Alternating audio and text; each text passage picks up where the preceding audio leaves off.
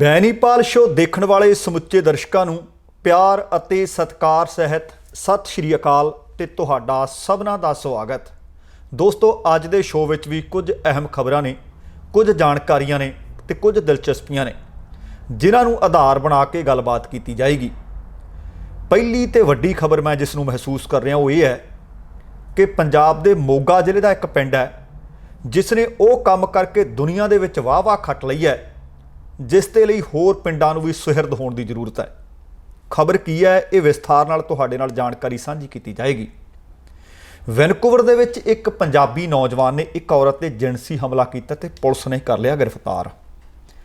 ਤੇ ਕੈਨੇਡਾ ਦੇ ਵਿੱਚ ਆਪਣੇ ਮਾਂ-ਬਾਪ ਨੂੰ ਦਾਦਾ ਦਾਦੀ ਨੂੰ ਸੱਦਣਾ ਚਾਹੁੰਦੇ ਹੋ ਤਾਂ ਇਸ ਸਾਲ 2020 ਦਾ ਇਹ ਆਖਰੀ ਮੌਕਾ ਹੈ ਤੁਹਾਡੇ ਕੋਲ। ਇਹਦੇ ਵਾਸਤੇ ਸੁਹਿਰਦਤਾ ਦੇ ਨਾਲ ਗੌਰ ਕਰਿਓ। ਤੇ ਅੱਜ ਉਹ ਸੰਗਰੂਰ ਵਾਲੇ ਪਾਸੋਂ ਖਬਰ ਮਿਲੀ ਹੈ ਕਿ 8 ਦਿਨ ਵੀ ਹੋ ਗਏ ਨੇ ਤੇ 9ਵੇਂ ਦਿਨ ਦੇ ਵਿੱਚ ਸ਼ਾਮਲ ਹੋ ਗਿਆ ਧਰਨਾ। DC ਦਫ਼ਤਰ ਖੋਲ੍ਹਣ ਨਹੀਂ ਦਿੱਤਾ ਕਿਸਾਨਾਂ ਨੇ। ਟੋਰਾਂਟੋ ਦੇ ਵਿੱਚੋਂ ਖਬਰ ਹੈ ਕਿ ਇੱਕ ਇਨਸਾਨ ਜਿਸ ਨੂੰ ਰੱਬ ਦਾ ਬੰਦਾ ਆਖੀਏ ਬੇਘਰੇ ਲੋਕਾਂ ਨੂੰ ਛੱਤ ਪ੍ਰਦਾਨ ਕਰ ਰਿਹਾ ਹੈ। ਤੇ ਇੱਕ ਹੋਰ ਅਨੋਖੀ ਜੀ ਖਬਰ ਹੈ, ਇੱਕ ਜਿੱਦ ਦਾ ਮਾਮਲਾ ਅਦਾਲਤ ਦੇ ਵਿੱਚ ਪਹੁੰਚ ਗਿਆ ਤੇ ਜਿੱਦ ਹੈ ਪਤੀ ਪਤਨੀ ਦੀ। ਤੇ ਅਮਰੀਕਾ ਵਾਲੇ ਪਾਸੋਂ ਖਬਰ ਮਿਲ ਰਹੀ ਹੈ ਕਿ 10 ਵਿਆਹ ਇੱਕ ਔਰਤ ਨੇ ਕਰਵਾ ਲਏ ਤੇ ਹਾਲੇ ਵੀ ਕਹਿੰਦੀ ਮੈਨੂੰ ਮਿਸਟਰ ਰਾਈਟ ਨਹੀਂ ਮਿਲਿਆ ਤੇ ਲੱਭਦੀ ਫਿਰਦੀ ਆ 11ਵਾਂ ਬੰਦਾ। ਇਹ ਸਾਰੀਆਂ ਖਬਰਾਂ ਦੇ ਉੱਤੇ ਵਿਸਥਾਰ ਨਾਲ ਗੌਰ ਕਰਾਂਗੇ। ਉਹਦੇ ਤੋਂ ਪਹਿਲਾਂ ਜੇਕਰ ਤੁਸੀਂ ਸਾਡੇ ਕੋਲ ਰੋਜ਼ਾਨਾ ਪਹੁੰਚਦੇ ਤਾਂ ਹੋ, ਤੁਸੀਂ ਵੀਡੀਓ ਤਾਂ ਸਾਡੀ ਦੇਖਦੇ ਹੋ, ਪਰ ਜੇਕਰ ਚੈਨਲ ਸਬਸਕ੍ਰਾਈਬ ਨਹੀਂ ਕੀਤਾ ਤੇ ਬੇਨਤੀ ਹੈ ਕਿ ਸਬਸਕ੍ਰਾਈਬ ਕਰਕੇ ਨੋਟੀਫਿਕੇਸ਼ਨ ਵਾਲੀ ਘੰਟੀ ਨੱਪ ਲਿਓ ਤਾਂ ਕਿ ਤੁਹਾਨੂੰ ਰੋਜ਼ਾਨਾ ਨੋਟੀਫਿਕੇਸ਼ਨ ਮਿਲਦਾ ਰਹੇ ਅਤੇ ਤੁਸੀਂ ਇਹ ਜਾਣਕਾਰੀਆਂ ਰੋਜ਼ ਵੇਖਦੇ ਸੁਣਦੇ ਰਹੋ। ਤੇ ਆਓ ਸਭ ਤੋਂ ਪਹਿਲਾਂ ਤੁਹਾਨੂੰ ਮੋਗੇ ਜ਼ਿਲ੍ਹੇ ਦੇ ਪਿੰਡ ਰਣਸ਼ੀ ਕਲਾਂ ਦੇ ਵਿੱਚ ਲੈ ਚੱਲਦੇ ਹਾਂ, ਜਿੱਥੇ ਦੀ ਪੰਚਾਇਤ ਨੇ ਇੱਕ ਨਵੀਂ ਪਿਰਤ ਪਾ ਦਿੱਤੀ ਹੈ। ਅੱਜ ਤੱਕ ਜੋ ਕੁਝ ਅਸੀਂ ਸਰਕਾਰਾਂ ਤੋਂ ਚਾਹੁੰਦੇ ਹਾਂ ਸਰਕਾਰਾਂ ਨੇ ਕੀਤਾ ਕੱਖ ਨਹੀਂ, ਡੱਕਾ ਤੋੜ ਕੇ ਦੂਰਾ ਨਹੀਂ ਕੀਤਾ। ਇਸੇ ਕਰਕੇ ਸਾਡੀ ਜਵਾਨੀ ਕੋਈ ਬਾਹਰ ਨੂੰ ਤੁਰੀ ਹੈ, ਕੋਈ ਨਸ਼ਿਆਂ 'ਚ ਗਲਤਾਨ ਹੈ, ਕੋਈ ਹਥਿਆਰ ਚੁੱਕੀ ਫਿਰਦੀ ਹੈ, ਕੋਈ ਆ ਚੱਕਵੇਂ ਥੱਲਵੇਂ ਗੀਤ ਸੁਣੀ ਜਾਂਦੀ ਹੈ। ਕਹਿ ਕੇ ਵੇਖੋ ਤੁਹਾਡੇ ਗੱਲ ਨੂੰ ਪੈਣਗੇ, ਕਿਉਂਕਿ ਕਾਰਨ ਹੈ ਕਿ ਸਾਡੀ ਮਾਨਸਿਕਤਾ ਦੇ ਉੱਤੇ ਉਹਨਾਂ ਚੀਜ਼ਾਂ ਦਾ ਅਸਰ ਪੈ ਰਿਹਾ ਹੈ। ਅਸੀਂ ਮੰਨੀਏ ਨਾ ਮੰਨੀਏ, ਸਾਡੀ ਪੁੜਪੜੀ ਦੇ ਉੱਤੇ ਉਹ ਪਿਸਤੌਲ ਟਿਕ ਗਿਆ ਜਿਹੜਾ ਚੱਲਦਾ ਰਿਹਾ ਪਰ ਸਾਨੂੰ ਨਜ਼ਰ ਨਹੀਂ ਆ ਰਿਹਾ। ਪਰ ਆ ਮੋਗਾ ਜ਼ਿਲ੍ਹੇ ਦੇ ਵਿੱਚ ਪੈਂਦਾ ਪਿੰਡ ਰਣਸ਼ੀ ਕਲਾਂ ਕਮਾਲ ਕਰ ਦਿੱਤੀ ਹੈ ਇਹਨਾਂ ਨੇ। ਜੋ ਕੰਮ ਸਰਕਾਰਾਂ ਨਾ ਕਰ ਸਕੀਆਂ ਪਿੰਡ ਦੀ ਪੰਚਾਇਤ ਨੇ ਕੀਤਾ।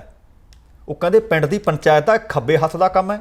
ਜੇ ਸਮੱਸਿਆ ਨੂੰ ਸੁਲਝਾਉਣਾ ਹੋਵੇ, ਇਹਦਾ ਮਤਲਬ ਸਰਕਾਰ ਭਾਵੇਂ ਪੰਜਾਬ ਦੀ ਹੈ ਭਾਵੇਂ ਕੇਂਦਰ ਦੀ ਹੈ ਤੇ ਉਹਨਾਂ ਦਾ ਵੀ ਫਿਰ ਇਹ ਖੱਬੇ ਹੱਥ ਹੀ ਕੰਮ ਹੋਣਾ, ਪਰ ਸਮਝਾਉਣਾ ਨਹੀਂ ਚਾਹੁੰਦੇ ਤੇ ਸੁਲਝਾਉਣਾ ਨਹੀਂ ਚਾਹੁੰਦੇ।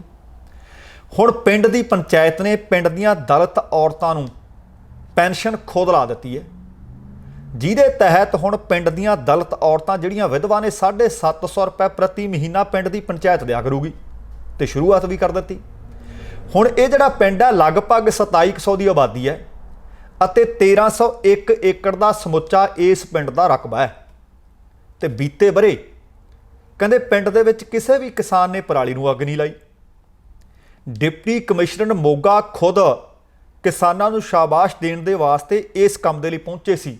ਹੁਣ ਕੱਲ੍ਹ ਹੀ ਹਲੇ ਕੇਂਦਰ ਸਰਕਾਰ ਨੇ ਆਰਡੀਨੈਂਸ ਪਾਸ ਕੀਤਾ ਕਿ ਜਿਹੜਾ ਕਿਸਾਨ ਪਰਾਲੀ ਨੂੰ ਅੱਗ ਲਾਉਂਦਾ ਫੜਿਆ ਗਿਆ 1 ਕਰੋੜ ਰੁਪਏ ਜੁਰਮਾਨਾ, 5 ਸਾਲ ਜੇਲ੍ਹ ਦੀ ਸਜ਼ਾ। ਹੈਰਾਨੀ ਦੀ ਹੱਦ ਹੈ ਬਈ, ਕੀ ਕਿਸਾਨ ਹੀ ਸਿਰਫ ਧੂੰਆਂ ਫੈਲਾਉਂਦੇ ਆ? ਇਹ ਗੱਲ ਤੇ ਜ਼ਰੂਰ ਮੰਨਣ ਵਾਲੀ ਹੈ ਕਿ ਪ੍ਰਦੂਸ਼ਣ ਹੁੰਦਾ, ਪਰ ਸਿੱਧਾ ਇਹ ਬੀਤੇ ਕੱਲ੍ਹ ਤੋਂ ਕਾਨੂੰਨ ਰਾਜਸਥਾਨ ਤੇ ਹਰਿਆਣਾ ਤੇ UP ਤੇ ਪੰਜਾਬ ਤੇ ਲਾਗੂ ਹੋ ਚੁੱਕਿਆ। ਆ 2 ਏਕੜ ਵਾਲੇ, 2.5 ਏਕੜ ਵਾਲੇ, 5 ਏਕੜ ਵਾਲੇ, 7 ਏਕੜ ਵਾਲੇ, ਮੈਨੂੰ ਤਾਂ ਲੱਗਦਾ ਨਹੀਂ ਕਿ 1 ਕਰੋੜ ਰੁਪਈਆ ਜ਼ਿੰਦਗੀ ਭਰ ਉਹ ਕਮਾਉਣਗੇ ਜਾਂ ਬਚਾਉਣਗੇ। ਪਤਾ ਨਹੀਂ ਸਰਕਾਰ ਕਿਵੇਂ ਦੇ ਫਰਮਾਨ ਸੁਣਾਈ ਜਾਂਦੀ ਹੈ। ਤੇ ਸਭ ਤੋਂ ਵੱਡੀ ਉਹਦੇ 'ਚ ਗੱਲ ਇਹ ਹੈ ਕਿ ਸਨਅਤੀ ਖੇਤਰ ਦਾ 51% ਅਤੇ ਜੇ ਕਿਸਾਨੀ ਖੇਤਰ ਨਾਲ ਜੁੜਿਆ 6% ਤੋਂ ਵੱਧ ਪ੍ਰਦੂਸ਼ਣ ਉਹਨਾਂ ਨੇ ਪੈਦਾ ਕਰ ਦਿੱਤਾ ਤੇ ਜੁਰਮਾਨਾ ਠੋਕਿਆ ਜਾਣਾ। ਹੁਣ ਤੁਸੀਂ ਦੇਖੋ ਕਿ ਜਿਹੜੇ ਪਿੰਡ ਦੀ ਮੈਂ ਗੱਲ ਕਰ ਰਿਹਾ ਉਹਨਾਂ ਨੇ ਪਿਛਲੇ ਸਾਲ ਵੀ ਕੋਈ ਅੱਗ ਨਹੀਂ ਸੀ ਲਗਾਈ।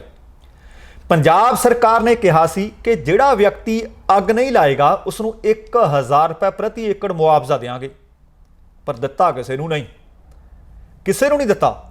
ਪਰ ਇਸ ਪਿੰਡ ਦੀ ਪੰਚਾਇਤ ਨੇ ਫੈਸਲਾ ਕਰ ਲਿਆ ਕਿ ਜਿਨ੍ਹਾਂ ਕੋਲ 2 ਏਕੜ ਤੋਂ ਘੱਟ ਜ਼ਮੀਨ ਹੈ, ਪਰਾਲੀ ਜਿਹੜਾ ਸਾੜੂ ਨਹੀਂ, ਉਹਨੂੰ 500 ਰੁਪਏ ਪ੍ਰਤੀ ਏਕੜ ਪਿੰਡ ਦੀ ਪੰਚਾਇਤ ਮੁਆਵਜ਼ਾ ਦੇ ਉੱਤੇ ਦਿੱਤਾ ਵੀ ਹੈ। ਹੁਣ ਪਿੰਡ ਦੇ ਵਿੱਚ ਲਗਭਗ 100 ਛੋਟੇ ਕਿਸਾਨ ਨੇ ਜਿਨ੍ਹਾਂ ਨੂੰ ਪਿੰਡ ਦੀ ਪੰਚਾਇਤ ਦੀ ਇਸ ਸਕੀਮ ਦਾ ਲਾਭ ਮਿਲ ਰਿਹਾ ਹੈ। ਤੇ ਪਿੰਡ ਦੀ ਸਰਪੰਚ ਵੀ ਔਰਤ ਹੈ ਤੇ ਉਸ ਦਾ ਨਾਮ ਹੈ ਕੁਲਦੀਪ ਕੌਰ।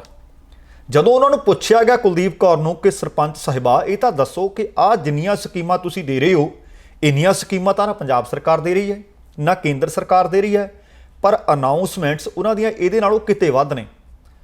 ਕੁਲਦੀਪ ਕੌਰ ਆਖਦੇ ਨੇ, ਉਹ ਕਹਿੰਦੇ ਇਸ ਕੰਮ ਦੇ ਵਾਸਤੇ ਕੁਝ ਦਾਨੀ ਸੱਜਣ ਨੇ ਜਿਨ੍ਹਾਂ ਦੇ ਸਹਿਯੋਗ ਦੇ ਨਾਲ ਅਸੀਂ ਇਹ ਬਜਟ ਰੱਖਿਆ ਤੇ ਇਹਦੇ ਨਾਲ ਸਾਰਾ ਇਹ ਕੰਮ ਚੱਲ ਰਿਹਾ ਹੈ। ਹੁਣ ਉਹ ਕਹਿੰਦੀ ਪਿੰਡ ਦੀ ਪੰਚਾਇਤ ਵੀ ਤੇ ਪਿੰਡ ਦਾ ਨੌਜਵਾਨ ਵੀ ਬੜਾ ਜਨੂਨੀ ਹੈ। ਹੁਣ ਹਰੇਕ ਪਿੰਡ ਦੇ ਵਿੱਚ ਟੋਭਾ ਹੈ, ਬਹੁਤ ਸਾਰੇ ਥਾਵਾਂ 'ਤੇ ਉਹਨੂੰ ਛੱਪੜ ਵੀ ਕਹਿੰਦੇ ਆ। ਉਹ ਕਹਿੰਦੇ ਜਿਹੜਾ ਪਿੰਡ ਦਾ ਟੋਭਾ ਹੈ, ਸਾਡੇ ਪਿੰਡ ਦੇ ਜਨੂਨੀ ਨੌਜਵਾਨਾਂ ਨੇ ਪਿੰਡ ਦੀ ਪੰਚਾਇਤ ਦੇ ਨਾਲ ਮਿਲ ਕੇ ਨਾਲ ਤਾਂ ਖੁਦ ਸੀਵਰੇਜ ਪਾਤਾ, ਨਾਲੇ ਪਿੰਡ ਦੇ ਟੋਭੇ ਨੂੰ ਛੱਪੜ ਨੂੰ ਝੀਲ ਦੇ ਵਿੱਚ ਤਬਦੀਲ ਕਰ ਦਿੱਤਾ। ਲੋਕ ਦੇਖਣ ਆਉਂਦੇ ਆ। ਹੁਣ ਆਮ ਤੌਰ ਤੇ ਮੈਂ ਬੀਤੇ ਦਿਨਾਂ ਦੇ ਵਿੱਚ ਤੁਹਾਡੇ ਨਾਲ ਇੱਕ ਖਬਰ ਸਾਂਝੀ ਕੀਤੀ ਸੀ ਕਿ ਗ੍ਰਾਮ ਪੰਚਾਇਤ ਹੋਰ ਹੈ ਤੇ ਗ੍ਰਾਮ ਸਭਾ ਹੋਰ ਹੈ। ਬਹੁਤ ਸਾਰੇ ਸੱਜਣ ਸੀ ਜਿਹੜੇ ਪੁੱਛਦੇ ਕਿ ਸਾਨੂੰ ਤਾਂ ਅੱਜ ਹੀ ਪਤਾ ਲੱਗਿਆ ਗ੍ਰਾਮ ਸਭਾ ਇਹ ਹੈ ਤੇ ਗ੍ਰਾਮ ਸਭਾ ਬੁਲਾਈ ਵੀ ਜਾਂਦੀ ਹੈ। ਉਹਦੇ ਹੇਠਾਂ ਤੁਸੀਂ ਕਮੈਂਟਸ ਬਹੁਤ ਕੀਤੇ ਸੀ ਕਿ ਸਾਡੇ ਪਿੰਡ ਤਾਂ ਬਈ ਅਸੀਂ ਇੰਨੀ ਉਮਰ ਦੇ ਹੋ ਗਏ ਕਦੇ ਕਿਸੇ ਨੇ ਗ੍ਰਾਮ ਸਭਾ ਨਹੀਂ ਬੁਲਾਈ। ਹੁਣ ਇਸ ਪਿੰਡ ਦੇ ਵਿੱਚ ਗ੍ਰਾਮ ਸਭਾ ਵੀ ਬੁਲਾਈ ਜਾਂਦੀ ਹੈ। ਗ੍ਰਾਮ ਸਭਾ ਦੇ ਮੈਂਬਰਾਂ ਵਾਸਤੇ ਇਹਨਾਂ ਨੇ ਸਿਹਤ ਬੀਮਾ ਯੋਜਨਾ ਵੀ ਸ਼ੁਰੂ ਕੀਤੀ ਹੈ, ਜਿਹਦੇ ਨਾਲ ਸਿਰਫ ਤੁਸੀਂ 1 ਰੁਪਇਆ ਦੇਣਾ ਹੈ। ਗ੍ਰਾਮ ਸਭਾ ਦਾ ਹਰੇਕ ਬਾਲਗ ਮੈਂਬਰ ਹੈ, ਜਿਹੜਾ ਵੋਟਰ ਹੁੰਦਾ 18 ਸਾਲ ਤੋਂ ਵੱਧ ਦਾ, ਉਹ ਗ੍ਰਾਮ ਸਭਾ ਦਾ ਮੈਂਬਰ ਹੁੰਦਾ ਹੈ। ਉਹਨੇ ਸਿਰਫ 1 ਰੁਪਇਆ ਦੇਣਾ ਹੈ ਤੇ 1 ਸਾਲ ਦੇ ਵਾਸਤੇ 1 ਲੱਖ ਰੁਪਏ ਦਾ ਬੀਮਾ ਦੇ ਰਹੇ ਨੇ ਸਿਹਤ ਦਾ।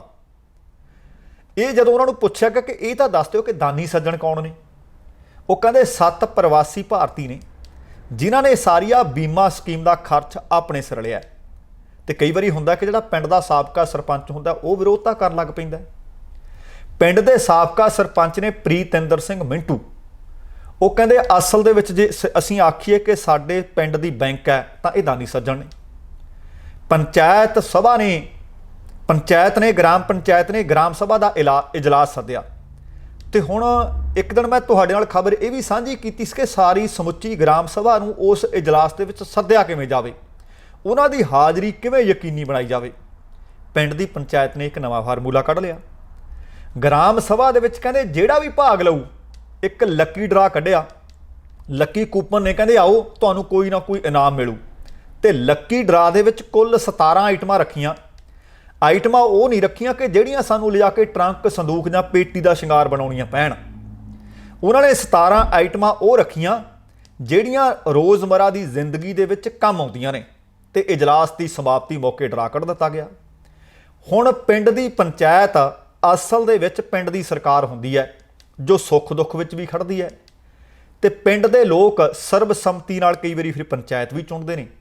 ਅਤੇ ਗ੍ਰਾਮ ਸਭਾ ਦੇ ਇਸ ਇਜਲਾਸ ਦੇ ਵਿੱਚ ਰਿਕਾਰਡ ਤੋੜ ਕੰਮ ਹੋਇਆ ਤੇ ਪਿੰਡ ਦੀ ਪੰਚਾਇਤ ਅਨੋਖੇ ਕੰਮ ਕਰ ਰਹੀ ਹੈ, ਜਿਸ ਕਰਕੇ ਅੱਜ ਅਸੀਂ ਕੈਨੇਡਾ ਦੇ ਵਿੱਚ ਬੈਠ ਕੇ ਵੀ ਰਣਸੀਂਹ ਕਲਾਂ ਦੀ ਜਿਹੜਾ ਪਿੰਡ ਮੋਗਾ ਦੇ ਵਿੱਚ, ਜ਼ਿਲ੍ਹਾ ਮੋਗਾ ਦੇ ਵਿੱਚ ਪੈਂਦਾ ਪਿੰਡ, ਉਹਦੀ ਚਰਚਾ ਕਰ ਰਹੇ ਹਾਂ। ਅਤੇ ਇੱਕ ਹੋਰ ਦੇਖੋ, ਹਰੇਕ ਪਿੰਡ ਦੇ ਵਿੱਚ ਕਬਾੜ ਵੀ ਹੁੰਦਾ, ਹਰੇਕ ਘਰ ਦੇ ਵਿੱਚ ਵੀ ਕਬਾੜ ਹੁੰਦਾ। ਕਬਾੜ ਦੇ ਬਦਲੇ ਵੀ ਇਹ ਪਿੰਡ ਦੀ ਪੰਚਾਇਤ ਲੋਕਾਂ ਨੂੰ ਖੰਡ ਦੇ ਰਹੀ ਹੈ। ਤੇ ਪਾਣੀ ਦੀ ਸੰਭਾਲ ਵਾਸਤੇ ਪੰਚਾਇਤ ਘਰ ਨੇ ਪਲਾਸਟਿਕ ਦੀਆਂ ਬਾਲਟੀਆਂ ਪਿੰਡ ਦੇ ਵਿੱਚ ਸਾਰੇ ਘਰਾਂ ਨੂੰ ਵੰਡੀਆਂ ਨੇ। ਪਿੰਡ ਦੇ ਵਿੱਚ ਸੀਵਰੇਜ ਟ੍ਰੀਟਮੈਂਟ ਪਲਾਂਟ ਵੀ ਲਾਇਆ ਹੋਇਆ, ਜਿਸ ਦਾ ਸੋਧਿਆ ਪਾਣੀ ਲਗਭਗ 100 ਏਕੜ ਨੂੰ ਦਿੱਤਾ ਜਾ ਰਿਹਾ ਹੈ। ਤੇ ਪਿੰਡ ਦੀ ਵਿਕਾਸ ਕਮੇਟੀ ਤੇ ਪੰਚਾਇਤ ਦੇ ਇਹਨਾਂ ਕੰਮਾਂ ਦੀ ਬਦੌਲਤ ਪਿੰਡ ਦੀ ਝੋਲੀ ਕੌਮੀ ਅਵਾਰਡ ਵੀ ਪਏ ਹੈ। ਤੇ ਬਾਕੀ ਪਿੰਡਾਂ ਨੂੰ ਵੀ ਇਸ ਪੰਚਾਇਤ ਤੋਂ ਮੈਨੂੰ ਲੱਗਦਾ ਕਿ ਸੇਧ ਲੈ ਲੈਣੀ ਚਾਹੀਦੀ ਹੈ। ਸੋ ਜਿੰਨੇ ਵੀ ਕੰਮ ਇਸ ਪਿੰਡ ਦੀ ਪੰਚਾਇਤ ਨੇ ਕੀਤੇ ਨੇ, ਮੈਨੂੰ ਲੱਗਦਾ ਕਿ ਆਲੇ ਦੁਆਲੇ ਵੀ ਤੇ ਸਮੁੱਚੇ ਪੰਜਾਬ ਦੀਆਂ ਜੇਕਰ ਪੰਚਾਇਤਾਂ ਇਸੇ ਰਾਹ ਤੇ ਤੁਰ ਪੈਣ, ਸ਼ਾਇਦ ਸਰਕਾਰਾਂ ਨੂੰ ਸ਼ਰਮ ਆਉਣ ਲੱਗ ਪਵੇ। ਸ਼ਾਇਦ ਸਾਡੇ ਚੁਣੇ ਹੋਏ ਵਿਧਾਇਕਾਂ ਨੂੰ ਤੇ ਮੈਂਬਰ ਪਾਰਲੀਮੈਂਟਸ ਨੂੰ ਸ਼ਰਮ ਆਉਣ ਲੱਗ ਪਵੇ ਕਿ ਜੇਕਰ ਪਿੰਡ ਦੀ ਪੰਚਾਇਤ ਆ ਛੋਟੇ ਜਿਹੇ ਬਜਟ ਨਾਲ ਪਿੰਡ ਦਾ ਮੂੰਹ ਮਹਾਂਦਰਾ ਸਵਾਰ ਸਕਦੀ ਹੈ ਤੇ ਭਾਈ ਅਸੀਂ ਆਪਣੀਆਂ ਜੇਬਾਂ ਤੇ ਪਰਿਵਾਰ ਪਾਲਣ ਤੱਕ ਨਾ ਸੀਮਿਤ ਰਹੀਏ, ਅਸੀਂ ਲੋਕਾਂ ਦੀਆਂ ਜ਼ਿੰਦਗੀਆਂ ਬਦਲੀਏ। ਅਗਲੀ ਖਬਰ ਬੜੀ ਮੰਦਭਾਗੀ ਜੀ ਖਬਰ ਹੈ।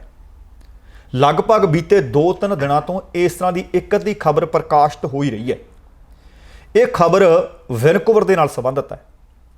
ਵੈਨਕੂਵਰ ਪੁਲਿਸ ਵੱਲੋਂ ਕੋਸ਼ਿਸ਼ ਕੀਤੀ ਜਾ ਰਹੀ ਹੈ ਕਿ ਹੋਰ ਕੋਈ ਪੀੜਤਾਂ ਵੀ ਇਸ ਤਰ੍ਹਾਂ ਦੀਆਂ ਹੋ ਸਕਦੀਆਂ ਨੇ ਜਿਨ੍ਹਾਂ ਦੀ ਤਲਾਸ਼ ਕੀਤੀ ਜਾ ਰਹੀ ਹੈ। ਅਸਲ ਦੇ ਵਿੱਚ ਇੱਕ ਪੰਜਾਬੀ ਗੱਭਰੂ ਹੈ, ਨੌਜਵਾਨ ਹੈ, ਜਿਸ ਦੇ ਉੱਤੇ ਸਰੀਰਕ ਸ਼ੋਸ਼ਣ ਦਾ, ਜਿਨਸੀ ਹਮਲਿਆਂ ਦਾ ਸ਼ਿਕਾਰ ਕਰਨ ਦਾ ਦੋਸ਼ ਲੱਗਿਆ ਤੇ ਵਿਅਕਤੀ ਆਪਦੇ ਆਪ ਨੂੰ ਊਬਰ ਡਰਾਈਵਰ ਵਜੋਂ ਪੇਸ਼ ਕਰਦਾ ਸੀ।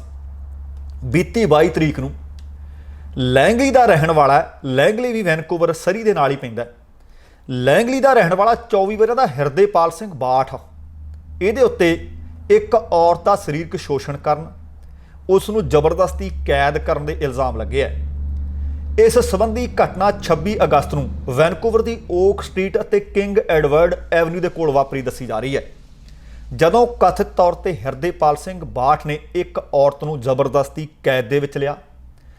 ਉਸ ਦੇ ਉੱਤੇ ਸਰੀਰਕ ਸ਼ੋਸ਼ਣ ਦੇ ਦੋਸ਼ ਲੱਗੇ ਨੇ। ਮੰਨਿਆ ਜਾ ਰਿਹਾ ਹੈ ਕਿ ਇਸ ਵਿਅਕਤੀ ਨੇ ਪੀੜਤ ਦੇ ਊਬਰ ਡਰਾਈਵਰ ਨੂੰ ਆਪਣੇ ਆਪ ਨੂੰ ਦੱਸਿਆ ਕਿ ਮੈਂ ਇੱਕ ਊਬਰ ਦਾ ਡਰਾਈਵਰ ਹਾਂ। ਉਸ ਕੋਲ ਲੈਂਡ ਰੋਵਰ ਉਸ ਵਕਤ ਗੱਡੀ ਸੀ ਅਤੇ ਕਾਂਸਟੇਬਲ ਤਾਨੀਆ ਵਾਸ਼ਿੰਗਟਨ ਨੇ ਦੱਸਿਆ ਕਿ ਉਹਨਾਂ ਨੂੰ ਸ਼ੱਕ ਹੈ ਕਿ ਸਿਰਫ ਇਹ ਇਕੱਲੀ ਔਰਤ ਨਹੀਂ ਹੋ ਸਕਦੀ, ਇਸ ਕਰਕੇ ਹੋਰ ਔਰਤਾਂ ਦੀ ਵੀ ਨਿਸ਼ਾਨਦੇਹੀ ਕਰ ਰਹੇ ਨੇ, ਲੋਕਾਂ ਤੋਂ ਪੁੱਛ ਪੜਤਾਲ ਕਰ ਰਹੇ ਨੇ ਕਿ ਜੇਕਰ ਤੁਹਾਡੇ ਨਾਲ ਵੀ ਕੋਈ ਇਸ ਤਰ੍ਹਾਂ ਦਾ ਕਾਰਨਾਮਾ ਵਾਪਰਿਆ ਤਾਂ ਤੁਸੀਂ ਵੀ ਸਾਹਮਣੇ ਆਓ। ਪਰ ਇਹ ਹਿਰਦੇਪਾਲ ਸਿੰਘ ਬਾਠ ਜਿਹੜਾ ਹੁਣ 24 ਵਰ੍ਹਿਆਂ ਦਾ, ਇੱਕ ਪਹਿਲੀ ਘਟਨਾ ਨਹੀਂ ਇਹਨੇ ਕੀਤੀ। ਜਾਣਕਾਰੀ ਮਿਲ ਰਹੀ ਹੈ ਕਿ 2017 ਦੇ ਵਿੱਚ ਵੀ ਲਗਭਗ ਇਸੇ ਤਰ੍ਹਾਂ ਦੇ ਮਾਮਲੇ ਦੇ ਵਿੱਚ ਇਹਨੂੰ ਗ੍ਰਿਫਤਾਰ ਕੀਤਾ ਗਿਆ ਸੀ ਤੇ ਹਿਰਦੇਪਾਲ ਸਿੰਘ ਬਾਠ ਨੂੰ ਇਸ ਵਕਤ ਪੁਲਿਸ ਨੇ ਹਿਰਾਸਤ ਵਿੱਚ ਰੱਖਿਆ ਹੋਇਆ ਹੈ ਤੇ ਅਗਲੀ ਪੇਸ਼ੀ ਤੱਕ ਪੁਲਿਸ ਇਸ ਨੂੰ ਹਿਰਾਸਤ ਵਿੱਚ ਹੀ ਰੱਖਣਾ ਚਾਹੁੰਦੀ ਹੈ। ਹੁਣ ਵੇਖਦੇ ਹਾਂ ਕਿ ਅਗਲੀ ਪੇਸ਼ੀ ਤੇ ਇਹਨੂੰ ਜ਼ਮਾਨਤ ਮਿਲਦੀ ਹੈ ਜਾਂ ਇਸ ਨੂੰ ਪੁਲਿਸ ਹਿਰਾਸਤ ਵਿੱਚ ਰੱਖਿਆ ਜਾਏਗਾ। ਜਦੋਂ ਇਸ ਤਰ੍ਹਾਂ ਦੀਆਂ ਘਟਨਾਵਾਂ ਵਾਪਰਦੀਆਂ ਨੇ ਨਾ, ਕੱਲ੍ਹ ਖਬਰ ਤੁਹਾਡੇ ਨਾਲ ਸਾਂਝੀ ਕੀਤੀ ਸੀ ਕਿ 6 ਸਾਲਾਂ ਤੋਂ ਬਾਅਦ ਬਰੈਂਪਟਨ ਦੇ ਵਿੱਚੋਂ ਇਸੇ ਤਰ੍ਹਾਂ ਦੀ ਹਰਕਤ, ਗੰਦੀ ਹਰਕਤ ਕਰਕੇ ਭੱਜਿਆ ਨੌਜਵਾਨ ਹੁਣ 30 ਵਰ੍ਹਿਆਂ ਦਾ ਕੈਲਗਰੀ ਦੇ ਵਿੱਚੋਂ ਗ੍ਰਿਫਤਾਰ ਕੀਤਾ ਹੈ। ਸੋ ਜਦੋਂ ਇਹ ਘਟਨਾਵਾਂ ਵਾਪਰਦੀਆਂ ਨੇ, ਕਿਤੇ ਨਾ ਕਿਤੇ ਲੱਗਦਾ ਹੈ ਕਿ ਅਸੀਂ ਮਾਨਸਿਕ ਤੌਰ ਤੇ ਰੋਗੀ ਹਾਂ, ਮਾਨਸਿਕ ਤੌਰ ਤੇ ਅਸੀਂ ਬਿਮਾਰ ਹਾਂ। ਅਗਲੀ ਖਬਰ ਜਿਹਦੇ ਉੱਤੇ ਮੈਂ ਤੁਹਾਡੇ ਨਾਲ ਚਾਨਣਾ ਪਾਉਣਾ ਚਾਹੁੰਦਾ, ਸਾਂਝੀ ਕਰਨੀ ਚਾਹੁੰਦਾ, ਬਹੁਤ ਸਾਰੇ ਲੋਕ ਨੇ ਜਿਹੜੇ ਕੈਨੇਡਾ ਦੇ ਵਿੱਚ ਆਏ ਆ, ਕੋਈ ਇੱਥੇ PR ਦੇ ਤੌਰ ਤੇ ਰਹਿ ਰਿਹਾ ਤੇ ਕਿਸੇ ਨੇ ਇੱਥੋਂ ਦੀ ਨਾਗਰਿਕਤਾ ਪ੍ਰਾਪਤ ਕਰ ਲਈ ਹੈ, ਪਰ ਹਾਲੇ ਤੱਕ ਉਹ ਆਪਣੇ ਮਾਪਿਆਂ ਨੂੰ, ਆਪਣੇ ਦਾਦਾ ਦਾਦੀ ਨੂੰ ਬੁਲਾ ਨਹੀਂ ਸਕੇ, ਕਿਉਂਕਿ ਹਰ ਕੋਈ ਚਾਹੁੰਦਾ ਹੈ ਕਿ ਉਹਦਾ ਪਰਿਵਾਰ ਇਕੱਠਾ ਹੋਵੇ। ਭਾਵੇਂ ਤੁਸੀਂ ਕੈਨੇਡੀਅਨ ਨਾਗਰਿਕ ਹੋ, ਭਾਵੇਂ ਸਥਾਈ ਵਸਨੀਕ ਹੋ, ਭਾਵ ਪਰਮਾਨੈਂਟ ਰੈਜ਼ੀਡੈਂਟ ਹੋ, ਸਿਰਫ ਇੱਕ ਹਫ਼ਤਾ ਤੁਹਾਡੇ ਕੋਲ ਰਹਿ ਗਿਆ ਸਾਲ 2020 ਦੇ ਵਿੱਚ। ਜੇਕਰ ਤੁਸੀਂ ਆਪਣੇ ਮਾਪਿਆਂ ਨੂੰ ਸੱਦਣਾ ਚਾਹੁੰਦੇ ਹੋ ਤੇ ਆਖਰੀ ਤਾਰੀਖ ਸਿਰਫ 3 ਨਵੰਬਰ ਹੈ। 3 ਨਵੰਬਰ 2020 ਨੂੰ ਇਹ ਸਪਾਂਸਰ ਫਾਰਮ ਜਮ੍ਹਾਂ ਕਰਨ ਦੀ ਆਖਰੀ ਤਾਰੀਖ ਹੈ। ਇਹਦੇ ਤੋਂ ਬਾਅਦ ਸਾਲ 2020 ਦੇ ਵਿੱਚ ਤੁਹਾਡੇ ਕੋਲ ਆਪਣੇ ਮਾਪਿਆਂ ਨੂੰ ਬੁਲਾਉਣ ਦਾ ਮੌਕਾ ਨਹੀਂ ਰਹੇਗਾ। 3 ਨਵੰਬਰ ਤੱਕ ਤੁਸੀਂ ਆਪੋ ਆਪਣੇ ਫਾਰਮ ਭਰ ਸਕਦੇ ਹੋ, ਜਿਸ ਦੇ ਵਿੱਚ ਪੇਰੈਂਟਸ ਐਂਡ ਗ੍ਰੈਂਡ ਪੇਰੈਂਟਸ ਪ੍ਰੋਗਰਾਮ 2020, ਜਿਸ ਨੂੰ PGP ਆਖਿਆ ਜਾਂਦਾ ਹੈ, ਉਹਦੇ ਜ਼ਰੀਏ ਤੁਸੀਂ ਮਾਂ-ਬਾਪ, ਦਾਦਾ ਦਾਦੀ ਨੂੰ ਕੈਨੇਡਾ ਦੇ ਪੱਕੇ ਵਸਨੀਕ ਦੇ ਤੌਰ ਤੇ ਆਪਣੇ ਕੋਲ ਬੁਲਾਉਣ ਵਾਸਤੇ ਇਹ ਅਰਜ਼ੀ ਭਰ ਸਕਦੇ ਹੋ ਤੇ ਬਾਅਦ ਦੇ ਵਿੱਚ ਉਹਨਾਂ ਨੂੰ ਕੈਨੇਡਾ ਦੀ ਨਾਗਰਿਕਤਾ ਵੀ ਮਿਲ ਸਕਦੀ ਹੈ। ਕੈਨੇਡਾ ਦੇ ਇਮੀਗ੍ਰੇਸ਼ਨ ਵਿਭਾਗ ਨੇ ਇਹ ਵਿੰਡੋ 13 ਅਕਤੂਬਰ ਨੂੰ ਖੋਲ੍ਹੀ ਸੀ ਤੇ 3 ਨਵੰਬਰ ਨੂੰ ਇਸ ਵਿੰਡੋ ਨੂੰ ਬੰਦ ਕਰ ਦਿੱਤਾ ਜਾਣਾ ਹੈ। So immigration, refugee and citizenship Canada IRC 2020 ਵਿੱਚ ਇਸ ਸਾਲ ਦੇ ਵਿੱਚ ਵੱਧ ਤੋਂ ਵੱਧ 10,000 ਸਪਾਂਸਰ ਅਰਜ਼ੀਆਂ ਨੂੰ ਲਵੇਗੀ ਤੇ ਇਹਦੇ ਤੋਂ ਬਾਅਦ ਅਗਲੀ ਵਿੰਡੋ ਸਾਲ 2021 ਦੇ ਵਿੱਚ ਖੁੱਲ੍ਹਣੀ ਹੈ ਤੇ ਇਸ ਵਾਰ ਦਾ ਜਿਹੜਾ ਇਹ 10,000 ਐਪਲੀਕੇਸ਼ਨ ਲਈਆਂ ਜਾਣੀਆਂ ਨੇ। ਐਪਲੀਕੇਸ਼ਨ ਤਾਂ ਵੱਧ ਲਈਆਂ ਜਾਣਗੀਆਂ ਪਰ ਉਹਨਾਂ ਵਿੱਚੋਂ 10 ਚੁੱਕੀਆਂ ਜਾਣੀਆਂ ਨੇ, ਪਰ ਉਹ ਲੋਟਰੀ ਸਿਸਟਮ ਹੋਏਗਾ ਜਿਸ ਰਾਹੀਂ ਉਹ ਮਾਪਿਆਂ ਦੀ ਵੀਜ਼ਾ ਯੋਜਨਾ ਦੀ ਅਰਜ਼ੀਆਂ ਜਮ੍ਹਾਂ ਕਰਵਾਉਣ ਵਾਲਿਆਂ ਵਿੱਚੋਂ 10,000 ਸਪਾਂਸਰਾਂ ਦੀਆਂ ਅਰਜ਼ੀਆਂ ਕੱਢ ਲੈਣਗੇ ਤੇ ਜੇਕਰ ਤੁਸੀਂ ਲੋਟਰੀ ਦੇ ਵਿੱਚ ਪਾਈ ਦੇ ਵਿੱਚ ਤੁਹਾਡੇ ਮਾਪਿਆਂ ਦਾ, ਭਾਵ ਤੁਹਾਡੀ ਪਾਈ ਅਰਜ਼ੀ ਦਾ ਨਾਮ ਨਿਕਲਦਾ ਤਾਂ ਫਿਰ ਤੁਹਾਨੂੰ ਸੱਦਾ ਪੱਤਰ ਮਿਲੇਗਾ ਅਤੇ ਇੱਕ ਤਾਰੀਖ ਤੁਹਾਨੂੰ ਦੱਸੀ ਜਾਏਗੀ। ਉਸ ਤੋਂ ਪਹਿਲਾਂ ਫਿਰ ਤੁਸੀਂ ਉਸ ਦੀ ਫੀਸ ਜਮ੍ਹਾਂ ਕਰਵਾਉਣੀ ਹੋਏਗੀ। ਹੁਣ ਜੇਕਰ ਤੁਸੀਂ, ਕਿਉਂਕਿ ਇਹ ਸਾਲ ਪਹਿਲਾਂ ਸਰਕਾਰ ਨੇ ਆਖਿਆ ਸੀ ਕਿ ਇਸ ਪ੍ਰੋਗਰਾਮ ਦੇ ਵਿੱਚ ਤਬਦੀਲੀ ਕਰਾਂਗੇ, ਪਿਛਲੇ ਵਰ੍ਹੇ ਜਦੋਂ ਇਹ ਪ੍ਰੋਗਰਾਮ, ਇਹ ਐਪਲੀਕੇਸ਼ਨ ਲਈਆਂ ਗਈਆਂ ਸੀ, ਸਿਰਫ 3-4 ਮਿੰਟ ਦੇ ਵਿੱਚ ਸਾਰੀਆਂ ਐਪਲੀਕੇਸ਼ਨ ਭਰ ਦਿੱਤੀਆਂ ਗਈਆਂ ਸੀ। ਇਸ ਕਰਕੇ ਸਰਕਾਰ ਨੇ ਕਿਹਾ ਸੀ ਕਿ ਅਸੀਂ ਇਸ ਪ੍ਰੋਗਰਾਮ ਵਿੱਚ ਰੱਦੋ ਬਦਲ ਕਰਾਂਗੇ, ਪਰ ਰੱਦੋ ਬਦਲ ਕਰ ਨਾ ਸਕੀ ਸਰਕਾਰ, ਕਿਉਂਕਿ ਇੱਕ ਪਾਸੇ ਮਹਾਮਾਰੀ ਆ ਗਈ। ਇਸ ਪੈਂਡੈਮਿਕ ਤੋਂ ਬਾਅਦ ਇਹ ਲਗਾਤਾਰ ਲਟਕਦੀ ਆ ਰਹੀ ਸੀ ਮੰਗ, ਪਰ ਬੀਤੇ ਦਿਨੀ ਜਦੋਂ ਇਸ ਐਪਲੀਕੇਸ਼ਨ ਨੂੰ ਖੋਲ੍ਹਿਆ ਗਿਆ, ਬੀਤੇ ਵਰ੍ਹੇ ਨਾਲੋਂ ਇਸ ਵਿੱਚ ਤਬਦੀਲੀ ਇਹ ਕੀਤੀ ਗਈ ਕਿ ਤੁਹਾਨੂੰ ਕੁਝ ਹਫ਼ਤਿਆਂ ਦਾ ਸਮਾਂ ਦਿੱਤਾ ਗਿਆ। ਉਹਦੇ ਤੋਂ ਬਾਅਦ ਇਹ ਨਹੀਂ ਕਿ ਜਿਹੜੀਆਂ ਪਹਿਲੀਆਂ ਐਪਲੀਕੇਸ਼ਨ ਆ ਗਈਆਂ ਜਿੰਨੇ ਨੰਬਰ ਭਾਵ ਜੇ 10,000 ਦਿੱਤੇ ਸੀ ਜਿਹੜੇ ਪਹਿਲੇ 10,000 ਆ ਗਏ ਉਹ ਰੱਖ ਲਏ ਗਏ। ਹੁਣ ਸਾਰੀਆਂ ਜਾਣ ਵਾਲੀਆਂ ਐਪਲੀਕੇਸ਼ਨ ਦੇ ਵਿੱਚੋਂ 10,000 ਲੋਟਰੀ ਸਿਸਟਮ ਦੇ ਰਾਹੀਂ ਕੱਢ ਦਿੱਤੇ ਜਾਣਗੇ। ਸੋ 3 ਨਵੰਬਰ ਤੋਂ ਪਹਿਲਾਂ ਤੁਸੀਂ ਆਪਣੇ ਮਾਪਿਆਂ ਅਤੇ ਦਾਦਾ ਦਾਦੀ ਵਾਸਤੇ ਐਪਲੀਕੇਸ਼ਨ ਕਰ ਸਕਦੇ ਹੋ। ਜੇ ਇਸ ਵਾਰ ਤੁਸੀਂ ਖੁੰਝ ਗਏ ਤਾਂ ਫਿਰ ਤੁਹਾਨੂੰ ਅਗਲੇ ਵਰ੍ਹੇ ਤੱਕ ਇੰਤਜ਼ਾਰ ਕਰਨਾ ਪੈ ਸਕਦਾ ਹੈ। ਦੋਸਤੋ ਹੁਣ ਅਗਲੀ ਖਬਰ ਹੈ। ਹੁਣ ਇਹਨਾਂ ਮੁਲਕਾਂ ਵਿੱਚ ਖਾਸ ਕਰਕੇ ਕੈਨੇਡਾ, ਅਮਰੀਕਾ ਤੇ ਹੋਰ ਮੁਲਕਾਂ ਦੇ ਵਿੱਚ ਠੰਡ ਲਗਾਤਾਰ ਵਧ ਰਹੀ ਹੈ। ਕਈ ਇਲਾਕਿਆਂ ਦੇ ਵਿੱਚ ਬਰਫ਼ਬਾਰੀ ਵੀ ਸ਼ੁਰੂ ਹੋ ਗਈ ਹੈ। ਹੁਣ ਜਦੋਂ ਠੰਡ ਪੈਂਦੀ ਹੈ ਤੇ ਇਸ ਤਰ੍ਹਾਂ ਦੇ ਮੌਸਮ ਦੇ ਵਿੱਚ ਬੇਘਰੇ ਲੋਕਾਂ ਦਾ ਬਾਹਰ ਰਹਿਣਾ ਬਹੁਤ ਮੁਸ਼ਕਲ ਹੋ ਜਾਂਦਾ ਹੈ। ਆਮ ਤੌਰ ਤੇ ਤੁਹਾਨੂੰ ਬੇਘਰੇ ਲੋਕ ਨੇ ਜਿਹੜੇ ਜਾਂ ਤਾਂ ਕਿਸੇ ਸੜਕ ਕਿਨਾਰੇ ਬੈਠੇ ਮਿਲਣਗੇ, ਜਾਂ ਕਿਸੇ ਪੁਲ ਦੇ ਹੇਠ ਬੈਠੇ ਮਿਲਣਗੇ, ਜਾਂ ਕਿਸੇ ਖਾਲੀ ਥਾਂ ਦਰਖਤਾਂ ਦੇ ਹੇਠ ਉਹ ਸਹਾਰਾ ਆਸਰਾ ਲੈਂਦੇ ਆ ਤੇ ਰਾਤਾਂ ਕੱਟਦੇ ਆ। ਤੇ ਕਈਆਂ ਨੂੰ ਥਾਂ ਨਾ ਮਿਲਣ ਕਾਰਨ ਬਾਹਰ ਸੌਣ ਵਾਸਤੇ ਮਜਬੂਰ ਹੋਣਾ ਪੈਂਦਾ ਹੈ। ਖਾਸ ਕਰਕੇ ਜਿਹੜੇ ਵੱਡੇ ਸ਼ਹਿਰ ਨੇ ਉਹਨਾਂ ਦੇ ਵਿੱਚ ਬੇਘਰੇ ਤੇ ਨਸ਼ੇੜੀ ਲੋਕਾਂ ਦੀ ਗਿਣਤੀ ਲਗਾਤਾਰ ਵੱਧਦੀ ਜਾ ਰਹੀ ਹੈ। ਵੈਨਕੂਵਰ ਵਿੱਚ ਵੀ ਦੇਖੇ ਜਾ ਸਕਦੇ ਹੈ। ਟੋਰਾਂਟੋ ਬਹੁਤ ਵੱਡਾ ਸ਼ਹਿਰ ਹੈ, ਉੱਥੇ ਵੀ ਦੇਖੇ ਜਾ ਸਕਦੇ ਹੈ। ਤੇ ਟੋਰਾਂਟੋ ਦੇ ਵਿੱਚ ਇੱਕ ਰੱਬ ਦਾ ਬੰਦਾ, ਇੱਕ ਕਾਰੀਗਰ ਜਿਹੜਾ ਬੇਘਰੇ ਲੋਕਾਂ ਵਾਸਤੇ ਹੁਣ ਛੋਟੇ-ਛੋਟੇ ਘਰ ਬਣਾ ਕੇ ਦੇ ਰਿਹਾ ਹੈ। ਇਸ ਵਿਅਕਤੀ ਦਾ ਨਾਮ ਹੈ ਖਲੀਲ ਸਿਵਰਾਈਟ। ਖਲੀਲ ਸਿਵਰਾਈਟ ਨਾਂ ਦੇ ਇਹ ਵਿਅਕਤੀ ਨੇ ਛੋਟੇ-ਛੋਟੇ ਘਰ ਬਣਾਏ ਨੇ ਅਤੇ ਘਰ ਦਾ ਪੈਸਾ ਕੋਈ ਨਹੀਂ ਲੈ ਰਿਹਾ, ਦਾਨ ਵਿੱਚ ਉਹਨਾਂ ਨੂੰ ਦੇ ਰਿਹਾ ਹੈ, ਪੁੰਨ ਕਰ ਰਿਹਾ ਹੈ। ਉਹ ਕਹਿੰਦਾ ਕਾਫੀ ਮੈਂ ਜਦੋਂ ਲੋਕਾਂ ਨੂੰ ਘਰ ਬੇਘਰਿਆਂ ਨੂੰ ਬਣਾ ਕੇ ਦਿੰਦਾ, ਮੇਰੀਆਂ ਸਿਫਤਾਂ ਵੀ ਕਰਦੇ, ਮੈਨੂੰ ਚੰਗੀਆਂ ਲੱਗਦੀਆਂ ਨੇ। ਉਹ ਕਹਿੰਦਾ ਇਹਦੇ ਵਾਸਤੇ ਮੈਂ ਜਿਹੜੇ ਨੂੰ ਘਰ ਦਿੰਦਾ ਉਹ ਤੋਂ ਕੁਝ ਨਹੀਂ ਲੈਂਦਾ, ਪਰ ਬਹੁਤ ਸਾਰੇ ਲੋਕ ਦਾਨੀ ਸੱਜਣ ਨੇ ਜਿਹੜੇ ਮੈਨੂੰ ਇਸ ਕੰਮ ਦੇ ਵਿੱਚ ਮਦਦ ਕਰ ਰਹੇ ਨੇ। ਉਹ ਕਹਿੰਦਾ ਬੇਘਰੇ ਲੋਕਾਂ ਲਈ ਉਹਨੂੰ ਲੱਗਿਆ ਸੀ ਕਿ ਕੁਝ ਨਾ ਕੁਝ ਕਰਨਾ ਚਾਹੀਦਾ। ਫਿਰ ਉਹ ਕਹਿੰਦਾ ਮੈਂ ਸੋਚਦਾ ਹਾਂ, ਤਰਕੀਬ ਬਣਾਉਂਦਾ ਰਿਹਾ ਕਿ ਕੀਤਾ ਕੀ ਜਾਵੇ। ਆਖਰਕਾਰ ਉਹਨੇ ਸੋਚਿਆ ਕਿ ਮੈਂ ਸਾਰਿਆਂ ਨੂੰ ਕਿਸੇ ਇਸ ਤਰ੍ਹਾਂ ਦੀ ਥਾਂ ਤੇ ਤਾਂ ਨਹੀਂ ਰੱਖ ਸਕਦਾ, ਕਿਉਂਕਿ ਨਾ ਤਾਂ ਮੈਂ ਬਹੁਤ ਵੱਡਾ ਅਮੀਰ ਵਿਅਕਤੀ ਹਾਂ। ਪਰ ਆਖਰਕਾਰ ਉਹਨਾਂ ਨੂੰ ਠੰਡ ਤੋਂ ਬਚਾਉਣ ਦਾ ਮੇਰੇ ਕੋਲ ਇੱਕ ਖਿਆਲ ਆਇਆ, ਇੱਕ ਤਰਕੀਬ ਆਈ ਕਿ ਛੋਟਾ ਜਿਹਾ ਘਰ ਬਣਾਵਾਂ। ਪਰ ਉਹ ਕਹਿੰਦਾ ਛੋਟਾ ਜਿਹਾ ਘਰ ਬਣਾ ਕੇ ਸਭ ਤੋਂ ਪਹਿਲਾਂ ਉਹਦੇ ਵਿੱਚ ਮੈਂ ਖੁਦ ਰਹਿ ਕੇ ਦੇਖਿਆ ਕਿ ਕੀ ਕੋਈ ਵਿਅਕਤੀ ਇਹਦੇ ਵਿੱਚ ਰਾਤ ਕੱਟ ਸਕਦਾ ਹੈ, ਕਿ ਇਸ ਦੇ ਵਿੱਚ ਰਹਿ ਕੇ ਉਹ ਆਪਣੇ ਆਪ ਨੂੰ ਠੰਡ ਤੋਂ ਬਚਾ ਸਕਦਾ ਹੈ। ਫਿਰ ਮੈਂ ਦੇਖਿਆ ਕਿ ਉਹਦੇ ਵਿੱਚ ਕਿਹੜੀਆਂ-ਕਿਹੜੀਆਂ ਦਿੱਕਤਾਂ ਤੇ ਮੁਸ਼ਕਲਾਂ ਸੀ, ਉਹ ਦੂਰ ਕਰਕੇ ਉਸ ਤਰ੍ਹਾਂ ਦੇ ਛੋਟੇ-ਛੋਟੇ ਘਰ ਮੈਂ ਡਿਜ਼ਾਈਨ ਕਰਕੇ, ਜਿਸ ਦੇ ਵਿੱਚ ਮੈਂ ਖਿੜਕੀਆਂ ਵੀ ਰੱਖੀਆਂ, ਦਰਵਾਜ਼ਾ ਵੀ ਰੱਖਿਆ, ਤਾਂ ਕਿ ਖੁੱਲ੍ਹੀ ਅਸਮਾਨ ਦੀ ਛੱਤ ਹੇਠ ਸੌਣ ਨਾਲੋਂ ਇਸ ਘਰ ਦੇ ਵਿੱਚ ਰਹਿ ਕੇ ਉਹ ਆਪਣੇ ਆਪ ਨੂੰ ਠੰਡ ਤੋਂ ਬਚਾ ਸਕਣ। ਉਹ ਕਹਿੰਦੇ ਹਾਲੇ ਮੈਂ ਇਹ ਜਿਹੜੇ ਛੋਟੇ ਘਰ ਬਣਾਏ ਨੇ ਸਿਰਫ ਇੱਕ ਥਾਂ ਤੇ ਰੱਖੇ ਜਾ ਸਕਦੇ ਆ, ਪਰ ਹੋ ਸਕਦਾ ਕਹਿੰਦੇ ਆਉਣ ਵਾਲੇ ਦਿਨਾਂ ਦੇ ਵਿੱਚ ਮੈਂ ਇਹਨਾਂ ਨੂੰ ਛੋਟੇ-ਛੋਟੇ ਪਹੀਏ ਲਾ ਦਿਆਂ, ਟਾਇਰ ਲਾ ਦਿਆਂ, ਤਾਂ ਕਿ ਜਿਹੜੇ ਬੇਘਰੇ ਲੋਕ ਨੇ ਇਹਨਾਂ ਦਾ ਕੋਈ ਪੱਕਾ ਰਹਿਣ ਬਸੇਰਾ ਨਹੀਂ। ਜੇ ਉਹ ਇੱਕ ਥਾਂ ਤੋਂ ਦੂਸਰੀ ਥਾਂ ਤੇ ਜਾ ਕੇ ਰਹਿਣਾ ਪਸੰਦ ਕਰਨਗੇ ਤਾਂ ਉਹ ਇਸ ਆਪਣੇ ਨਿੱਕੇ ਜਿਹੇ ਘਰ ਨੂੰ ਆਪਣੇ ਨਾਲ ਰੋੜ ਕੇ ਲਿਜਾ ਸਕਣ। ਉਹ ਕਹਿੰਦੇ ਮੈਨੂੰ ਲੱਗਦਾ ਸੀ ਕਿ ਪਹਿਲਾਂ ਬਹੁਤ ਸਾਰੇ ਲੋਕ ਸੀ ਜਿਹੜੇ ਕਿਰਾਏ ਤੇ ਕਿਸੇ ਨਾ ਕਿਸੇ ਦੇ ਘਰ ਦੇ ਵਿੱਚ, ਬੇਸਮੈਂਟ ਦੇ ਵਿੱਚ, ਅਪਾਰਟਮੈਂਟ ਵਿੱਚ ਰਹਿੰਦੇ ਸੀ। ਪਰ ਜਦੋਂ ਤੋਂ ਕੋਵਿਡ-19 ਆਇਆ, ਬਹੁਤ ਸਾਰੇ ਲੋਕਾਂ ਦੇ ਸਿਰ ਤੋਂ ਛੱਤ ਗਈ ਹੈ ਤੇ ਉੱਪਰੋਂ ਹੁਣ ਠੰਡ ਦਾ ਪ੍ਰਕੋਪ ਸੀ। ਇਹਦੇ ਵਿੱਚ ਮੈਂ ਇਹਨਾਂ ਕੁਝ ਲੋਕਾਂ ਨੂੰ ਮੁਸ਼ਕਲਾਂ ਦੇ ਵਿੱਚੋਂ ਬਚਾਉਣ ਦੇ ਵਾਸਤੇ ਹੁਣ ਤੱਕ 128 ਲੋਕ ਤਾਂ ਇਹ ਸੀ ਜਿਹੜੇ ਬੀਤੇ ਸਾਲ ਸਿਰਫ ਟੋਰਾਂਟੋ ਇਲਾਕੇ ਦੇ ਵਿੱਚ ਠੰਡ ਦੇ ਕਾਰਨ ਮਰ ਗਏ ਸੀ। ਉਹ ਕਹਿੰਦੇ ਮੈਂ ਸੋਚਦਾ ਕਿ ਜੇ ਮੈਂ ਇਹਨਾਂ ਨੂੰ ਬਚਾ ਲਿਆ ਤਾਂ ਚੰਗਾ ਹੋਏਗਾ। ਉਹ ਕਹਿੰਦਾ $1000 ਖਰਚ ਆਉਂਦਾ ਇਸ ਛੋਟੇ ਜਿਹੇ ਘਰ ਨੂੰ ਬਣਾਉਣ ਦੇ ਵਾਸਤੇ, ਤੇ ਬਹੁਤ ਸਾਰੇ ਦਾਨੀ ਸੱਜਣ ਨੇ ਜਿਹੜੇ ਮੈਨੂੰ ਇਹ ਰਕਮ ਦਾਨ ਕਰ ਰਹੇ ਨੇ ਤੇ ਮੈਂ ਲੋਕਾਂ ਨੂੰ ਇਹ ਛੋਟੇ-ਛੋਟੇ ਘਰ ਬਣਾ ਕੇ ਦੇ ਰਿਹਾ। ਅਗਲੀ ਖਬਰ ਤੁਹਾਨੂੰ ਯਾਦ ਹੋਣਾ ਹੈ ਕਿ ਇੱਕ ਕਿਸਾਨ ਸੀ ਜਿਸ ਦੀ ਮੌਤ ਹੋਈ ਧਰਨੇ ਦੇ ਦੌਰਾਨ, ਰੋਸ ਰੈਲੀ ਦੇ ਦੌਰਾਨ। ਦਰਅਸਲ ਹੁਣ ਤੇ ਕਈ ਕਿਸਾਨਾਂ ਦੀ ਮੌਤ ਹੋ ਚੁੱਕੀ ਹੈ, ਪਰ ਭਾਰਤੀ ਕਿਸਾਨ ਯੂਨੀਅਨ ਏਕਤਾ ਉਗਰਾਹਾਂ ਵਾਲੇ ਜ਼ਿਲ੍ਹਾ ਪ੍ਰਬੰਧਕੀ ਕੰਪਲੈਕਸ ਸੰਗਰੂਰ ਦੇ ਵਿੱਚ ਦਿਨ ਰਾਤ ਦਾ ਪੱਕਾ ਮੋਰਚਾ ਬਣਾ ਕੇ ਬੈਠਿਆ ਤੇ ਮੁਕੰਮਲ ਘਿਰਾਓ ਕੀਤਾ ਜਾ ਰਿਹਾ ਹੈ। ਕੱਲ 8 ਦਿਨ ਹੋ ਗਏ ਸੀ ਤੇ ਅੱਜ 9ਵੇਂ ਦਿਨ ਦੇ ਵਿੱਚ ਇਹਨਾਂ ਦਾ ਇਹ ਧਰਨਾ, ਇਹ ਮੁਜ਼ਾਹਰਾ ਪਹੁੰਚ ਚੁੱਕਿਆ ਹੈ। ਜ਼ਿਲ੍ਹਾ ਪ੍ਰਸ਼ਾਸਨ ਦੇ ਅਧਿਕਾਰੀਆਂ ਨੂੰ ਬੀਤੇ 8-9 ਦਿਨਾਂ ਤੋਂ ਆਪਣਾ ਦਫ਼ਤਰ ਨਸੀਬ ਨਹੀਂ ਇਹਨਾਂ ਨੇ ਹੋਣ ਦਿੱਤਾ।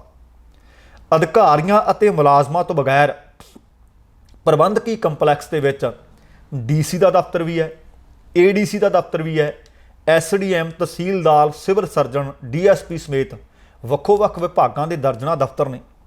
ਬੀਤੇ 8-9 ਦਿਨਾਂ ਤੋਂ ਸੁੰਨ-ਮਸੁੰਨ ਪਏ ਹੈ ਤੇ ਜ਼ਿਲ੍ਹਾ ਪ੍ਰਬੰਧਕੀ ਕੰਪਲੈਕਸ ਦੇ ਤਿੰਨੇ ਮੁੱਖ ਗੇਟ ਨੇ ਜਿਨ੍ਹਾਂ ਦੇ ਰਾਹੀਂ ਅੰਦਰ ਦਾਖਲ ਹੋਇਆ ਜਾ ਸਕਦਾ। ਤਿੰਨੇ ਹੀ ਮੁੱਖ ਗੇਟਾਂ ਦੇ ਉੱਤੇ ਭਾਰਤੀ ਕਿਸਾਨ ਯੂਨੀਅਨ ਦੀ ਅਗਵਾਈ ਦੇ ਹੇਠ ਕਿਸਾਨ ਬੈਠੇ ਹੈ ਅਸਲ ਦੇ ਵਿੱਚ ਇਹ ਕਿਸਾਨ ਜਥੇਬੰਦੀ ਮੰਗ ਕਰ ਰਹੀ ਹੈ ਕਿ ਮ੍ਰਿਤਕ ਕਿਸਾਨ ਮੇਘਰਾਜ ਨਾਗਰੀ ਦੇ ਪਰਿਵਾਰ ਨੂੰ ਮੁਆਵਜ਼ਾ ਦਿੱਤਾ ਜਾਵੇ, ਇੱਕ ਜੀ ਨੂੰ ਸਰਕਾਰੀ ਨੌਕਰੀ ਦਿੱਤੀ ਜਾਵੇ ਤੇ ਜਿਹੜੀ ਕਿਸਾਨ ਮੇਘਰਾਜ ਨਾਗਰੀ ਦੇ ਸਿਰ ਤੇ ਕਰਜ਼ ਸੀ ਉਹਦੇ ਤੇ ਲਕੀਰ ਫੇਰੀ ਜਾਵੇ। ਇਹ 9 ਅਕਤੂਬਰ ਨੂੰ ਸ਼ਾਇਦ ਤੁਹਾਨੂੰ ਯਾਦ ਹੋਣਾ ਹੈ ਕਿ ਮੇਘਰਾਜ ਨਾਗਰੀ ਦੀ ਦੇਹ 9 ਅਕਤੂਬਰ ਤੋਂ ਧੂਰੀ ਦੇ ਸਿਵਲ ਹਸਪਤਾਲ ਦੇ ਵਿੱਚ ਪਈ ਹੈ। ਉਹ ਕਹਿੰਦੇ ਓਨੀ ਦੇਰ ਸੰਸਕਾਰ ਨਹੀਂ ਕਰਦੇ ਜਿੰਨੀ ਦੇਰ ਤੱਕ ਸਰਕਾਰ ਸਾਡੀਆਂ ਇਹ ਮੰਗਾਂ ਨਹੀਂ ਮੰਨਦੀ। ਹੁਣ ਮੰਗਾਂ ਕਦ ਪੂਰੀਆਂ ਹੁੰਦੀਆਂ ਨੇ ਇਹ ਵੇਖਣਾ ਹੋਏਗਾ ਤੇ ਓਨੀ ਦੇਰ ਸੰਸਕਾਰ ਨਹੀਂ ਕੀਤਾ ਜਾਏਗਾ। ਤੁਹਾਨੂੰ ਯਾਦ ਹੋਣਾ ਕਿ ਮੇਘਰਾਜ ਨਾਗਰੀ ਆ ਖੇਤੀ ਬਿੱਲਾਂ ਦੇ ਖਿਲਾਫ ਚੱਲ ਰਹੇ ਅੰਦੋਲਨ ਦੇ ਦੌਰਾਨ ਹੀ ਉਹਨਾਂ ਦੀ ਮੌਤ ਹੋਈ ਸੀ। ਤੇ ਇੱਧਰ ਕੱਲ ਤੁਹਾਡੇ ਨਾਲ ਖਬਰ ਸਾਂਝੀ ਕੀਤੀ ਸੀ ਕਿ ਚੰਡੀਗੜ੍ਹ ਦੇ ਵਿੱਚ ਭਾਰਤੀ ਕਿਸਾਨ ਯੂਨੀਅਨ ਉਗਰਾਹਾਂ ਦਾ ਕੈਬਨਿਟ ਦੀ ਮੀਟਿੰਗ ਹੋਈ ਸੀ, ਇੱਕ ਕੈਬਨਿਟ ਦੇ ਨਾਲ ਉਹਨਾਂ ਦੀ, ਜਿਸ ਦੇ ਵਿੱਚ ਉਹ ਕਹਿੰਦੇ ਸਾਨੂੰ ਭਰੋਸਾ ਦਿੱਤਾ ਗਿਆ ਕਿ ਤੁਹਾਡਾ ਇਹ ਮਾਮਲਾ ਜਲਦ ਹੱਲ ਕਰ ਲਿਆ ਜਾਏਗਾ। ਹੁਣ ਕਦ ਹੱਲ ਕੀਤਾ ਜਾਏਗਾ, ਹਲੇ ਕਿੰਨੀ ਦੇਰ ਲੱਗੇਗੀ, ਸੋ ਇਹ ਵੇਖਦੇ ਹਾਂ ਕਿ ਕਿਸਾਨ ਜਿਹੜੇ ਸ਼ਹੀਦ ਹੋਏ ਨੇ ਕਿ ਉਹਨਾਂ ਦੀਆਂ ਮੰਗਾਂ ਸਰਕਾਰ ਵੱਲੋਂ ਜਲਦੀ ਮੰਨੀਆਂ ਜਾਂਦੀਆਂ ਨੇ ਜਾਂ ਨਹੀਂ, ਪਰ ਭਰੋਸਾ ਸਰਕਾਰ ਨੇ ਜ਼ਰੂਰ ਦਿੱਤਾ ਹੈ। ਅਗਲੀ ਖਬਰ ਹੈ, ਇਹ ਆਪਣੇ ਆਪ ਦੇ ਵਿੱਚ ਇੱਕ ਅਨੋਖੀ ਖਬਰ ਹੈ। ਅਸਲ ਦੇ ਵਿੱਚ ਸ਼ਾਇਦ ਹੀ ਕੋਈ ਘਰ ਹੋਵੇ ਜਿੱਥੇ ਪਤੀ ਪਤਨੀ ਆਪਸ ਦੇ ਵਿੱਚ ਤਕਰਾਰ ਨਹੀਂ ਕਦੇ ਕਰਦੇ, ਪਰ ਲੜਨ ਦੇ ਪਿੱਛੋਂ ਬੋਲਣ ਦਾ ਆਪਣਾ ਆਨੰਦ ਹੁੰਦਾ ਹੈ। ਪਰ ਇਹ ਤਕਰਾਰ, ਇਹ ਲੜਾਈ, ਇਹ ਝਗੜਾ ਸਿਰਫ ਉਸ ਸੀਮਾ ਤੱਕ, ਉਸ ਹੱਦ ਤੱਕ ਹੋਣਾ ਚਾਹੀਦਾ ਤਾਂ ਕਿ ਤੀਜੀ ਧਿਰ ਨੂੰ ਤੁਹਾਡਾ ਸਮਝੌਤਾ ਨਾ ਕਰਾਉਣਾ ਪਵੇ। ਠੀਕ ਹੈ, ਤੁਸੀਂ ਬੋਲਿਓ, ਤੁਸੀਂ ਗੁੱਸੇ ਗਿਲੇ ਹੋਏ ਹੋ, ਆਪਸ ਦੇ ਵਿੱਚ ਉਸ ਗੁੱਸੇ ਗਿਲੇ ਨੂੰ ਮਿਟਾ ਲੈਣਾ ਚਾਹੀਦਾ ਕਿਉਂਕਿ ਜ਼ਿੰਦਗੀ ਬੜੀ ਛੋਟੀ ਹੈ। ਪਰ ਆਪਣੇ ਆਪ ਦੇ ਵਿੱਚ ਅਨੋਖੀ ਕਿਸਮ ਦਾ ਮਾਮਲਾ ਅਦਾਲਤ ਵਿੱਚ ਪਹੁੰਚਿਆ। ਹੁਣ ਪਤਨੀਆਂ ਵੱਲੋਂ ਪਤੀ ਤੋਂ ਪਾਲਣ ਪੋਸ਼ਣ ਲਈ ਰੁਪਏ ਮੰਗੇ ਜਾਂਦੇ ਆ, ਇਹ ਤਾਂ ਤੁਸੀਂ ਬੜੀ ਵਾਰੀ ਵੇਖੇ ਹੋਣਗੇ। ਪਰ ਭੋਪਾਲ ਦੇ ਕੁਟੁੰਬ ਅਦਾਲਤ ਵਿੱਚ ਅਨੋਖਾ ਮਾਮਲਾ ਇਸ ਕਰਕੇ ਪਹੁੰਚਿਆ ਕਿ ਜਿਸ ਦੇ ਵਿੱਚ ਇੱਕ ਪਤੀ ਨੇ ਆਪਣੀ ਪਤਨੀ ਤੋਂ ਗੁਜ਼ਾਰੇ ਵਾਸਤੇ ਰਕਮ ਦੀ ਮੰਗ ਕੀਤੀ ਹੈ। ਅਸਲ ਦੇ ਵਿੱਚ ਫੇਸਬੁੱਕੀਆ ਪਿਆਰ ਸੀ। ਇਹ ਫੇਸਬੁੱਕ ਦੇ ਰਾਹੀਂ ਪਿਆਰ ਹੋਣ ਤੋਂ ਬਾਅਦ 6 ਸਾਲ ਪਹਿਲਾਂ ਦੋਵਾਂ ਨੇ ਵਿਆਹ ਕਰਵਾ ਲਿਆ। ਇਸ ਬੰਦੇ ਦੀ ਜਿਹੜੀ ਘਰਵਾਲੀ ਪਤਨੀ ਸਰਕਾਰੀ ਅਧਿਕਾਰੀ ਹੈ ਅਤੇ ਆਪ ਕਿਸੇ ਪ੍ਰਾਈਵੇਟ ਕੰਪਨੀ ਦੇ ਵਿੱਚ ਨੌਕਰੀ ਕਰਦਾ ਸੀ ਤੇ ਵਿਆਹ ਤੋਂ ਬਾਅਦ ਕੁਝ ਹੀ ਦਿਨਾਂ ਬਾਅਦ ਇਸ ਆਦਮੀ ਨੇ ਨੌਕਰੀ ਛੱਡ ਦਿੱਤੀ ਤੇ ਕੁਝ ਦਿਨਾਂ ਬਾਅਦ ਜਦੋਂ ਪਤਨੀ ਨੂੰ ਲੱਗਿਆ ਕਿ ਪਤੀ ਤਾਂ ਉਹਦੀ ਕਮਾਈ ਦੀ ਅਹਿਮੀਅਤ ਦੇ ਉੱਤੇ ਬੈਠ ਕੇ ਵਿਹਲੀਆਂ ਖਾਣ ਲੱਗ ਪਿਆ, ਉਹਨੇ ਆਪਣਾ ATM ਬਲੌਕ ਕਰਾ ਦਿੱਤਾ ਜਿੱਥੋਂ ਇਸ ਲੜਾਈ ਦੀ ਅਸਲ ਦੇ ਵਿੱਚ ਜੜ ਵੱਜਦੀ ਹੈ। ਹੁਣ ਜਦੋਂ ATM ਬਲੌਕ ਕਰਵਾ ਦਿੱਤਾ, ਇਸੇ ਦੌਰਾਨ ਫਿਰ ਇਸ ਔਰਤ ਨੇ ਆਖਿਆ ਕਿ ਆਪਾਂ ਪਰਿਵਾਰ ਨੂੰ ਵਧਾਈਏ। ਉਸਨੇ ਮਾਂ ਬਣਨ ਦੀ ਇੱਛਾ ਪ੍ਰਗਟਾਈ। ਉਹ ਕਹਿੰਦਾ ਬਿਲਕੁਲ ਨਹੀਂ, ਇਹ ਕੰਮ ਨਹੀਂ ਹੋਣਾ। ਵਿਵਾਦ ਇੰਨਾ ਕੁ ਵਧਿਆ ਕਿ ਇਸ ਆਦਮੀ ਨੇ, ਇਸ ਔਰਤ ਦੇ ਘਰ ਵਾਲੇ ਨੇ ਕੁਟੁੰਬ ਅਦਾਲਤ ਦੇ ਵਿੱਚ ਇੱਕ ਕੇਸ ਦਾਇਰ ਕਰ ਦਿੱਤਾ ਹੈ।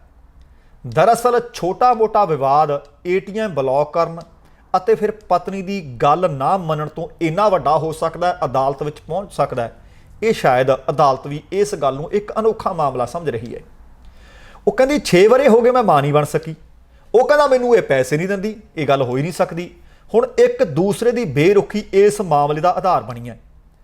ਬਾਅਦ ਦੇ ਵਿੱਚ ਡਾਕਟਰਾਂ ਨੇ ਔਰਤ ਨੂੰ ਸਲਾਹ ਦਿੱਤੀ ਕਿ ਬੀਬਾ ਤੇਰੀ ਉਮਰ ਹੁਣ 40 ਦੀ ਹੋ ਚੁੱਕੀ ਹੈ, ਇਸ ਵਾਸਤੇ ਤੁਹਾਨੂੰ ਪਰਿਵਾਰ ਵਧਾਉਣ ਦਾ ਫੈਸਲਾ ਜਲਦੀ ਕਰਨਾ ਚਾਹੀਦਾ। ਉਹ ਕਹਿੰਦੀ ਮੈਂ ਕੀ ਕਰਾਂ, ਮੇਰਾ ਪਤੀ ਤਿਆਰ ਨਹੀਂ। ਫਿਰ ਉਸ ਨੇ IVF ਜਿਹੜੀ ਇੱਕ ਟਰੀਟਮੈਂਟ ਹੈ ਉਹ ਬਣਾਉਣ ਦਾ, ਲੈਣ ਦਾ, ਉਸ ਤਕਨੀਕ ਦਾ ਸਹਾਰਾ ਲੈਣ ਦਾ ਵਿਚਾਰ ਬਣਾਇਆ। ਪਰ ਮਾਮਲਾ ਇੱਥੇ ਆ ਕੇ ਅੜ ਗਿਆ। ਡਾਕਟਰ ਕਹਿੰਦੇ ਇਸ ਟਰੀਟਮੈਂਟ ਦੇ ਵਾਸਤੇ ਜੇ ਤੂੰ ਵਿਆਹੁਤਾ ਹੈ ਤੈਨੂੰ ਆਪਣੇ ਪਤੀ ਦਾ ਸਹਿਮਤੀ ਪੱਤਰ ਲਿਆ ਕੇ ਦੇਣਾ ਪਏਗਾ। ਜਿੰਨੀ ਦੇਰ ਉਹ ਇਸ ਪੱਤਰ ਤੇ ਦਸਤਖਤ ਨਹੀਂ ਕਰਦਾ ਸੀ ਟਰੀਟਮੈਂਟ ਨਹੀਂ ਕਰ ਸਕਦੇ। ਪਤੀ ਨੂੰ ਉਹਨੇ ਦੱਸਿਆ ਕਿ ਮੈਂ ਭਾਈ ਆਹ ਟਰੀਟਮੈਂਟ ਲੈਣਾ ਚਾਹੁੰਦੀ ਹਾਂ। ਉਹ ਕਹਿੰਦਾ ਇਹ ਨਹੀਂ ਹੋ ਸਕਦਾ, ਇਨਕਾਰ ਕਰ ਦਿੱਤੀ। ਉਹਨੇ ਨਾਲ ਧਮਕੀ ਵੀ ਦੇ ਦਿੱਤੀ, ਕਹਿੰਦਾ ਦੇਖ ਤੂੰ ਮੇਰਾ ATM ਬਲੌਕ ਕਰਵਾਇਆ ਤੇ ਮੈਂ ਤੇਰੀ ਕਿਸੇ ਗੱਲ ਨੂੰ ਨਹੀਂ ਮੰਨਣਾ, ਤੂੰ ਮੇਰੀ ਕੋਈ ਗੱਲ ਨਹੀਂ ਮੰਨਦੀ। ਇਸ ਵਾਸਤੇ ਜੇ ਤੂੰ ਕਹਿੰਦਾ ਮਾਂ ਬਣਨ ਦਾ ਸੁੱਖ ਲੈਣਾ ਚਾਹੁੰਦੀ ਹੈ ਨਾ, ਤੈਨੂੰ ATM ਦੇਣਾ ਪਊਗਾ। ਇਹਦੇ ਤੋਂ ਬਾਅਦ ਉਹ ਕਹਿੰਦੀ ਮੈਂ ATM ਨਹੀਂ ਦਿੰਦੀ ਤੇ ਫਿਰ ਉਸ ਭਾਈ ਸਾਹਿਬ ਨੇ ਕੁਟੁੰਬ ਅਦਾਲਤ ਦਾ ਸਹਾਰਾ ਲਿਆ ਤੇ ਇਸ ਅਦਾਲਤ ਦੇ ਵਿੱਚ ਮਾਮਲਾ ਅਨੋਖਾ ਹੈ। ਅੱਜ ਤੱਕ ਔਰਤਾਂ ਕੇਸ ਕਰਦੀਆਂ ਹੁੰਦੀਆਂ ਨੇ ਭੱਤੇ ਦੇ ਵਾਸਤੇ। ਉਹ ਕਹਿੰਦਾ ਪਾਲਣ ਪੋਸ਼ਣ ਦਾ ਭੱਤਾ ਮੈਨੂੰ ਇਹ ਔਰਤ ਦੇਵੇ, ਸਰਕਾਰੀ ਨੌਕਰ ਹੈ। ਹੁਣ ਉਹ ਕਹਿੰਦਾ 3-4 ਸਾਲ ਮੈਨੂੰ ਲੱਗਦਾ। ਉਹ ਕਹਿੰਦਾ ਮੈਨੂੰ ਵੀ ਪਤਾ ਹੈ ਅਦਾਲਤ ਕੋਈ ਵਿਹਲੀ ਨਹੀਂ ਬੈਠੀ। ਅਦਾਲਤ ਇਹ ਨਹੀਂ ਕਿ ਅੱਜ ਅਸੀਂ ਗਏ ਕੱਲ੍ਹ ਨੂੰ ਫੈਸਲਾ ਸੁਣਾ ਦੂ। ਉਹ ਕਹਿੰਦਾ ਖੱਜਲ ਹੀ ਕਰਨਾ ਹੈ। 3-4 ਸਾਲ ਅਦਾਲਤ ਨੇ ਲਾ ਦੇਣੇ ਨੇ, ਜਾਨੂੰ ਇਹਦੀ ਮਾਂ ਬਣਨ ਦੀ ਉਮਰ ਨਿਕਲ ਜਾਣੀ ਹੈ। ਫਿਰ ਪਤਾ ਲੱਗੂ ਕਿ ਜਿੱਦ ਕਹਿੰਦੇ ਹੁੰਦੀ ਕੀ ਹੈ। ਹੁਣ ਦੋਵੇਂ ਉਹ ATM ਨਹੀਂ ਖੁਲਾ ਰਹੀ ਤੇ ਉਹ ਉਹਦੀ ਸਹਿਮਤੀ ਪੱਤਰ ਤੇ ਦਸਤਖਤ ਨਹੀਂ ਕਰ ਰਿਹਾ। ਜਿੱਦ ਦੇ ਦੋਵੇਂ ਪੱਕੇ ਹੈ, ਪਰ ਜਿੱਦ ਕਿਸੇ ਮਸਲੇ ਦਾ ਹੱਲ ਨਹੀਂ ਹੁੰਦੀ। ਕਹਿੰਦਾ ਜਿੱਦ ਨਾਲ ਮਸਲੇ ਵਿਗੜ ਜਾਂਦੇ ਨੇ, ਰਜ਼ਾਮੰਦੀ ਕਰ ਲਓ ਸੁਧਰ ਜਾਂਦੇ ਨੇ। ਸੋ ਅਗਲੀ ਖਬਰ ਹੈ ਜਿਹੜੀ ਉਹ ਲਗਭਗ ਇਸੇ ਤਰ੍ਹਾਂ ਦੀ ਖਬਰ ਤਾਂ ਨਹੀਂ, ਪਰ ਖਬਰ ਇਹ ਹੈ ਕਿ ਬੰਦੇ ਨੂੰ ਪਤਾ ਹੀ ਨਹੀਂ ਲੱਗਦਾ ਕਿ ਮੇਰੇ ਵਾਸਤੇ ਚੰਗਾ ਕੀ ਹੈ ਤੇ ਮਾੜਾ ਕੀ ਹੈ। ਆਮ ਤੌਰ ਤੇ ਸਿਆਣੇ ਕਹਿੰਦੇ ਆ ਕਿ ਵਿਆਹ ਦੁਨੀਆ ਦੀ ਇੱਕ ਪਵਿੱਤਰ ਸੰਸਥਾ ਹੈ, ਪਰ ਇਹ ਇੱਕ ਲੋਟਰੀ ਵਰਗਾ ਹੈ ਕਿ ਤੁਹਾਨੂੰ ਚੰਗਾ ਪਤੀ ਜਾਂ ਚੰਗੀ ਪਤਨੀ ਮਿਲਦੀ ਹੈ ਜਾਂ ਨਹੀਂ, ਕਿ ਤੁਸੀਂ ਇੱਕ ਦੂਸਰੇ ਨੂੰ ਸਮਝਣ ਲੱਗਦੇ ਹੋ ਜਾਂ ਨਹੀਂ। ਅਮਰੀਕਾ ਦੇ ਵਿੱਚ ਇੱਕ ਔਰਤ ਹੈ, ਉਹਨੂੰ ਹਲੇ ਤੱਕ ਆਪਣਾ ਮਿਸਟਰ ਰਾਈਟ ਨਹੀਂ ਮਿਲ ਸਕਿਆ, ਕਿਉਂਕਿ ਵਿਆਹ ਵਿਅਕਤੀ ਦੀ ਜ਼ਿੰਦਗੀ ਦਾ ਇੱਕ ਮਹੱਤਵਪੂਰਨ ਮੋੜ ਹੈ, ਜਾਂ ਇੱਕ ਮਹੱਤਵਪੂਰਨ ਅੰਗ ਕਹੋ ਜਾਂ ਇੱਕ ਮਹੱਤਵਪੂਰਨ ਹਿੱਸਾ ਕਹੋ। ਇਸ ਲਈ ਵਿਆਹ ਕਰਨ ਵਾਸਤੇ ਲੋਕ ਹਮੇਸ਼ਾ ਚੰਗੇ ਜੀਵਨ ਸਾਥੀ ਜਾਂ ਸਾਥਣ ਦੀ ਤਲਾਸ਼ ਵਿੱਚ ਰਹਿੰਦੇ ਹੈ, ਪਰ ਅਮਰੀਕਾ ਵਾਲੀ ਬੀਬੀ ਨੂੰ ਸ਼ਾਇਦ ਹਾਲੇ ਤੱਕ ਮਿਸਟਰ ਰਾਈਟ ਮਿਲਿਆ ਹੀ ਨਹੀਂ। ਇਹ 10 ਵਿਆਹ ਹੁਣ ਤੱਕ ਕਰਵਾ ਚੁੱਕੀ ਹੈ, ਪਰ ਇਹ ਕਹਿੰਦੀ ਮੈਨੂੰ ਹਲੇ ਤੱਕ ਲੱਗਦਾ ਹੈ ਕਿ ਭਾਵੇਂ ਮੈਂ ਇੰਨੇ ਵਿਆਹ ਕਰਵਾ ਲਏ, ਅੱਗੇ ਹੋਰ ਕਿੰਨੇ ਵਿਆਹ ਕਰਵਾਉਂ ਕਹਿੰਦੀ ਹਜੇ ਨਹੀਂ ਮੈਨੂੰ ਪਤਾ ਲੱਗ ਸਕਿਆ, ਕਿਉਂਕਿ ਮੇਰੇ ਮਨ ਨੂੰ ਕਹਿੰਦੀ ਹਾਲੇ ਤੱਕ ਕੋਈ ਚੰਗਾ ਬੰਦਾ ਮਿਲਿਆ ਹੀ ਨਹੀਂ, ਮਿਸਟਰ ਰਾਈਟ ਮਿਲਿਆ ਹੀ ਨਹੀਂ। ਜਿਹੋ ਜਿਹੇ ਜੀਵਨ ਸਾਥੀ ਦੀ ਮੈਂ ਤਲਾਸ਼ ਵਿੱਚ ਹਾਂ, ਜਿੰਨੀ ਦੇਰ ਮੈਂ ਮਿਲਦਾ ਨਹੀਂ। ਜਦੋਂ ਉਹਨੂੰ ਪੁੱਛਿਆ ਕਿ ਭਾਈ ਹੋਰ ਕਿੰਨੇ ਕਰਾਏਗੀ, ਉਹ ਕਹਿੰਦੀ ਮੈਂ ਕਿਵੇਂ ਦੱਸ ਦਿਆਂ, ਮੈਂ ਇੱਕ ਤੋਂ ਬਾਅਦ ਇੱਕ ਇਸੇ ਕਰਕੇ ਕਰਾਏ ਸੀ ਕਿ ਮੈਨੂੰ ਚੰਗਾ ਬੰਦਾ ਮਿਲ ਜੂ। ਚੰਗੇ ਜੀਵਨ ਸਾਥੀ ਦੀ ਤਲਾਸ਼ ਦੇ ਵਿੱਚ 10 ਲੋਕਾਂ ਨਾਲ ਮੈਂ ਵਿਆਹ ਕਰਵਾ ਚੁੱਕੀ ਹਾਂ। ਬੀਬੀ ਦਾ ਨਾਮ ਹੈ ਕੇਸੀ, ਅਮਰੀਕਾ ਦੇ ਨਿਊਯਾਰਕ ਸ਼ਹਿਰ 'ਚ ਰਹਿੰਦੀ ਹੈ ਅਤੇ ਇੱਕ ਮਸ਼ਹੂਰ TV ਸ਼ੋਅ ਚੱਲਦਾ ਹੈ ਡਾਕਟਰ ਫਿਲ ਸ਼ੋਅ, ਉਹਦੇ ਵਿੱਚ ਆਈ ਸੀ। ਆ ਸਾਰੀਆਂ ਗੱਲਾਂ ਦਾ ਉੱਥੋਂ ਖੁਲਾਸਾ ਹੋਇਆ। ਉਹ ਸ਼ੋਅ ਦੇ ਵਿੱਚ ਬਤੌਰ ਸਫਲ ਬਿਜ਼ਨਸ ਵੂਮਨ ਦੇ ਤੌਰ ਤੇ ਸ਼ਾਮਲ ਹੋਈ, ਤੇ ਜਦੋਂ ਸ਼ੋਅ ਦੇ ਵਿੱਚ ਗੱਲ ਚੱਲਦੀ ਇਹਦੀ ਆਪਣੀ ਨਿੱਜੀ ਜ਼ਿੰਦਗੀ ਦੀ ਗੱਲ ਖੁੱਲ੍ਹ ਗਈ। 56 ਵਰ੍ਹਿਆਂ ਦੀ ਔਰਤ ਹੋ ਚੁੱਕੀ ਹੈ, ਹੁਣ ਤੱਕ 10 ਵਿਆਹਾਂ ਨੂੰ ਇਹ ਤਲਾਂਜਲੀ ਦੇ ਚੁੱਕੀ ਹੈ, ਪਰ ਇਸ ਰਿਸ਼ਤੇ ਤੋਂ ਪਰੇਸ਼ਾਨ ਹੋਈ ਹੈ। ਉਹ ਕਹਿੰਦੀ ਜਿਹੜੇ ਰਿਸ਼ਤੇ ਤੋਂ ਮੈਂ ਖੁਸ਼ ਹੀ ਨਹੀਂ ਸੀ, ਗੱਲਬਾਤ ਕਰਦੀ ਕਹਿੰਦੀ ਫਿਰ ਮੈਂ ਉਹਨੂੰ ਲੰਬਾ ਕਿਵੇਂ ਰੱਖ ਸਕਦੀ। ਕਹਿੰਦੀ ਆਏ ਦਿਨ ਕਿਸੇ ਨਾ ਕਿਸੇ ਗੱਲ ਤੇ ਲੜਾਈ, ਕਿਸੇ ਨਾ ਕਿਸੇ ਗੱਲ ਤੇ ਝਗੜਾ। ਇਸ ਵਾਸਤੇ ਹੁਣ ਮੈਂ ਇੱਕ ਨਵੇਂ ਮਿਸਟਰ ਰਾਈਟ ਜਾਂ ਪਾਰਟਨਰ ਦੀ ਤਲਾਸ਼ ਦੇ ਵਿੱਚ ਹਾਂ। ਕੇਸੀ ਨੇ ਦੱਸਿਆ ਕਿ ਉਸਦੇ ਵਿਆਹ ਦਾ ਜਿਹੜਾ ਸਭ ਤੋਂ ਲੰਬਾ ਸਮਾਂ ਸੀ, ਭਾਵ ਜਿਹੜਾ ਲੰਬਾ ਵਿਆਹ ਚੱਲਿਆ ਉਹ 8 ਸਾਲ ਤੱਕ ਚੱਲਿਆ। ਕਹਿੰਦੀ ਉਹਨੂੰ ਲੱਗਦਾ ਸੀ ਕਿ ਰਿਸ਼ਤਾ ਸ਼ਾਇਦ ਅੱਗੇ ਚੱਲਦਾ ਰਹੇਗਾ, ਜੇ 8 ਸਾਲ ਲੰਘ ਗਏ ਸ਼ਾਇਦ ਅੱਗੇ ਵੀ ਲੰਘਣਗੇ, ਪਰ ਕਹਿੰਦੀ ਇੰਜ ਹੋ ਨਾ ਸਕਿਆ। ਉਹ ਕਹਿੰਦੀ ਜਿਹੜਾ ਮੇਰਾ ਸਭ ਤੋਂ ਘੱਟ ਸਮੇਂ ਵਾਸਤੇ ਵਿਆਹ ਚੱਲਿਆ, ਇਹ ਲੰਬਾ ਸੀ ਜਿਹੜਾ 8 ਸਾਲ ਚੱਲਿਆ, ਜਿਹੜਾ ਸਭ ਤੋਂ ਘੱਟ ਸਮੇਂ ਵਾਸਤੇ ਚੱਲਿਆ ਉਹ ਸਿਰਫ 6 ਮਹੀਨੇ ਦਾ ਸੀ। ਕੇਸੀ ਕਹਿੰਦੀ ਕਿ 10 ਵਿਆਹ ਉਹਨਾਂ ਨੇ ਜ਼ਰੂਰ ਕੀਤੇ ਹੈ, ਜ਼ਿੰਦਗੀ ਦੇ ਵਿੱਚ ਉਤਰਾਅ ਚੜ੍ਹਾਅ ਮੈਂ ਬੜੇ ਦੇਖੇ ਹੈ, ਪਰ 10 ਵਿਆਹ ਕਰਨਾ ਮੇਰੇ ਵਾਸਤੇ ਕੋਈ ਮਾਣ ਦੀ ਗੱਲ ਨਹੀਂ। ਉਹ ਕਹਿੰਦੀ ਜਦੋਂ ਮੈਂ ਕਦੇ ਇਕੱਲੀ ਬੈਠਦੀ ਹਾਂ ਮੈਂ ਦੁਖੀ ਬਹੁਤ ਹੁੰਦੀ ਹਾਂ ਕਿ ਉਸ ਬੰਦੇ ਨੂੰ ਮੈਂ ਇਸ ਕਰਕੇ ਉਹਦੇ ਨਾਲ ਵਿਆਹ ਕੀਤਾ ਸੀ ਕਿ ਸ਼ਾਇਦ ਮੇਰੀ ਜ਼ਿੰਦਗੀ ਦੇ ਵਿੱਚ ਮੇਰਾ ਜ਼ਿੰਦਗੀ ਦਾ ਸਾਥ ਨਿਭਾਏਗਾ, ਇਹ ਮੈਨੂੰ ਸਮਝੇਗਾ ਤੇ ਮੈਂ ਉਹਨੂੰ ਸਮਝਾਂਗੀ। ਕਹਿੰਦੀ ਪਰ ਇਹਦੇ ਬਾਵਜੂਦ ਵੀ ਦੁਖੀ ਮੈਂ ਇਸ ਕਰਕੇ ਹੁੰਦੀ ਹਾਂ ਕਿ ਅਸੀਂ ਇੱਕ ਦੂਸਰੇ ਨੂੰ ਸਮਝ ਨਾ ਸਕੇ। ਉਹ ਕਹਿੰਦੀ ਰਿਸ਼ਤਾ ਕੋਈ ਵੀ ਅਜਿਹਾ ਨਹੀਂ ਹੁੰਦਾ ਜਿਹਨੂੰ ਕੋਈ ਵੀ ਬੰਦਾ ਅੱਗੇ ਵਧਾਉਣਾ ਨਹੀਂ ਚਾਹੁੰਦਾ, ਸ਼ਾਇਦ ਉਹ ਅੱਗੇ ਰਿਸ਼ਤਾ ਵਧ ਨਹੀਂ ਸਕ ਰਿਹਾ ਹੁੰਦਾ। ਇਸ ਕਰਕੇ ਉਹ ਕਹਿੰਦੀ ਹੁਣ ਮੈਂ ਉਸ ਤਰ੍ਹਾਂ ਦੇ ਪਾਰਟਨਰ ਨੂੰ ਆਪਣੇ ਨਾਲ ਕਿਵੇਂ ਰੱਖ ਲੈਂਦੀ ਜਿਹੜਾ ਮੈਨੂੰ ਨਹੀਂ ਸਮਝ ਸਕਦਾ ਸੀ ਤੇ ਮੈਂ ਉਹਨੂੰ ਨਹੀਂ ਸਮਝ ਸਕਦੀ, ਲੜਾਈ ਝਗੜਾ ਰਹਿੰਦਾ ਸੀ। ਇਸ ਕਰਕੇ ਮੈਂ ਉਸ ਨੂੰ ਕਹਿੰਦੀ ਸੀ ਸਿਰਫ ਕਿ ਦੇਖ ਬਈ ਤੇਰੀ ਮੇਰੀ ਹੋਰ ਨਹੀਂ ਨਿਭਣੀ, ਮੈਨੂੰ ਤੇਰੇ ਤੋਂ ਤਲਾਕ ਚਾਹੀਦਾ, ਮੈਂ ਤੇਰੇ ਨਾਲ ਖੁਸ਼ ਨਹੀਂ। ਕੇਸੀ ਨੇ ਇਹ ਵੀ ਦੱਸਿਆ ਕਿ ਉਸ ਦਾ ਪਹਿਲਾ ਵਿਆਹ 8 ਸਾਲ ਤੱਕ ਚੱਲਿਆ, ਦੂਸਰਾ 7 ਸਾਲ ਤੱਕ ਚੱਲਿਆ, ਤੀਸਰਾ 2.5 ਸਾਲ ਤੱਕ ਚੱਲਿਆ, ਤੇ ਇਸੇ ਦੌਰਾਨ ਉਹਨਾਂ ਦੇ ਇੱਕ ਬੇਟਾ ਵੀ ਹੋਇਆ। ਤੇ ਉਹਨਾਂ ਦਾ ਇਹ ਵਿਆਹ ਕਹਿੰਦੇ ਇਸ ਲਈ ਟੁੱਟ ਗਿਆ ਕਿਉਂਕਿ ਉਸਦੇ ਪਤੀ ਨੇ ਜਿਹੜਾ 8 ਸਾਲ ਤੱਕ ਵਾਲਾ ਵਿਆਹ ਇਸ ਕਰਕੇ ਟੁੱਟਿਆ ਸੀ। ਕਹਿੰਦੀ ਉਹ ਮੇਰਾ ਪਤੀ ਮੈਨੂੰ ਇਹ ਕਹਿਣਾ ਹੀ ਹਟ ਗਿਆ ਸੀ ਕਿ ਮੈਂ ਤੈਨੂੰ ਪਿਆਰ ਕਰਦਾ। ਕਹਿੰਦੀ ਮੈਂ ਕਈ ਵਾਰੀ ਉਹਨੂੰ ਆਈ ਲਵ ਯੂ ਕਹਿਣਾ, ਕਹਿੰਦੀ ਉਹ ਮੂਹਰੋਂ ਕੋਈ ਜਵਾਬ ਹੀ ਨਹੀਂ ਸੀ ਦਿੰਦਾ। ਮੈਂ ਫਿਰ ਕਹਿੰਦੀ ਇੱਕ ਦਿਨ ਉਹ ਬਿਠਾ ਕੇ ਪੁੱਛ ਲਿਆ ਕਿ ਤੂੰ ਮੈਨੂੰ ਪਿਆਰ ਨਹੀਂ ਕਰਦਾ। ਕਹਿੰਦੀ ਉਹ ਚੁੱਪ ਕਰਕੇ ਜਿਵੇਂ ਕੋਈ ਬੱਟਾ ਬੈਠਾ ਹੁੰਦਾ ਮੂਹਰੇ, ਕੋਈ ਪੱਥਰ ਪਿਆ ਹੋਵੇ। ਕਹਿੰਦਾ ਮੈਨੂੰ ਲੱਗਿਆ ਕਿ ਸ਼ਾਇਦ ਮੇਰੇ ਲਈ ਉਹਦੇ 'ਚ ਕੋਈ ਫੀਲਿੰਗ ਨਹੀਂ, ਫਿਰ ਮੈਂ ਉਹਨੂੰ ਕਹਿ ਦਿੱਤਾ ਕਿ ਮੈਨੂੰ ਤੇਰੇ ਤੋਂ ਤਲਾਕ ਚਾਹੀਦਾ। ਉਹ ਕਹਿੰਦੀ 10 ਵਿਆਹ ਮੈਂ ਇਸ ਕਰਕੇ ਤੋੜ ਲਏ, ਹੁਣ 11ਵੇਂ ਦੀ ਤਲਾਸ਼ ਵਿੱਚ ਹਾਂ। ਦੋਸਤੋ ਇਹ ਸੀ ਸਾਡਾ ਅੱਜ ਦਾ ਪ੍ਰੋਗਰਾਮ, ਉਮੀਦ ਹੈ ਤੁਹਾਨੂੰ ਚੰਗਾ ਲੱਗਿਆ ਹੋਵੇਗਾ। ਤੇ ਹੁਣ ਜਾਣ ਤੋਂ ਪਹਿਲਾਂ ਕਹਾਂਗਾ ਜ਼ਿੰਦਗੀ ਜਿੰਦਾਦਲੀ ਦਾ ਨਾਮ ਹੈ। ਦਵਿੰਦਰ ਸਿੰਘ ਬੈਨੀਪਾਲ ਨੂੰ ਆਗਿਆ ਦਿਓ। ਸਤਿ ਸ੍ਰੀ ਅਕਾਲ, ਤੇਰਾ ਭਰਾਖਾ।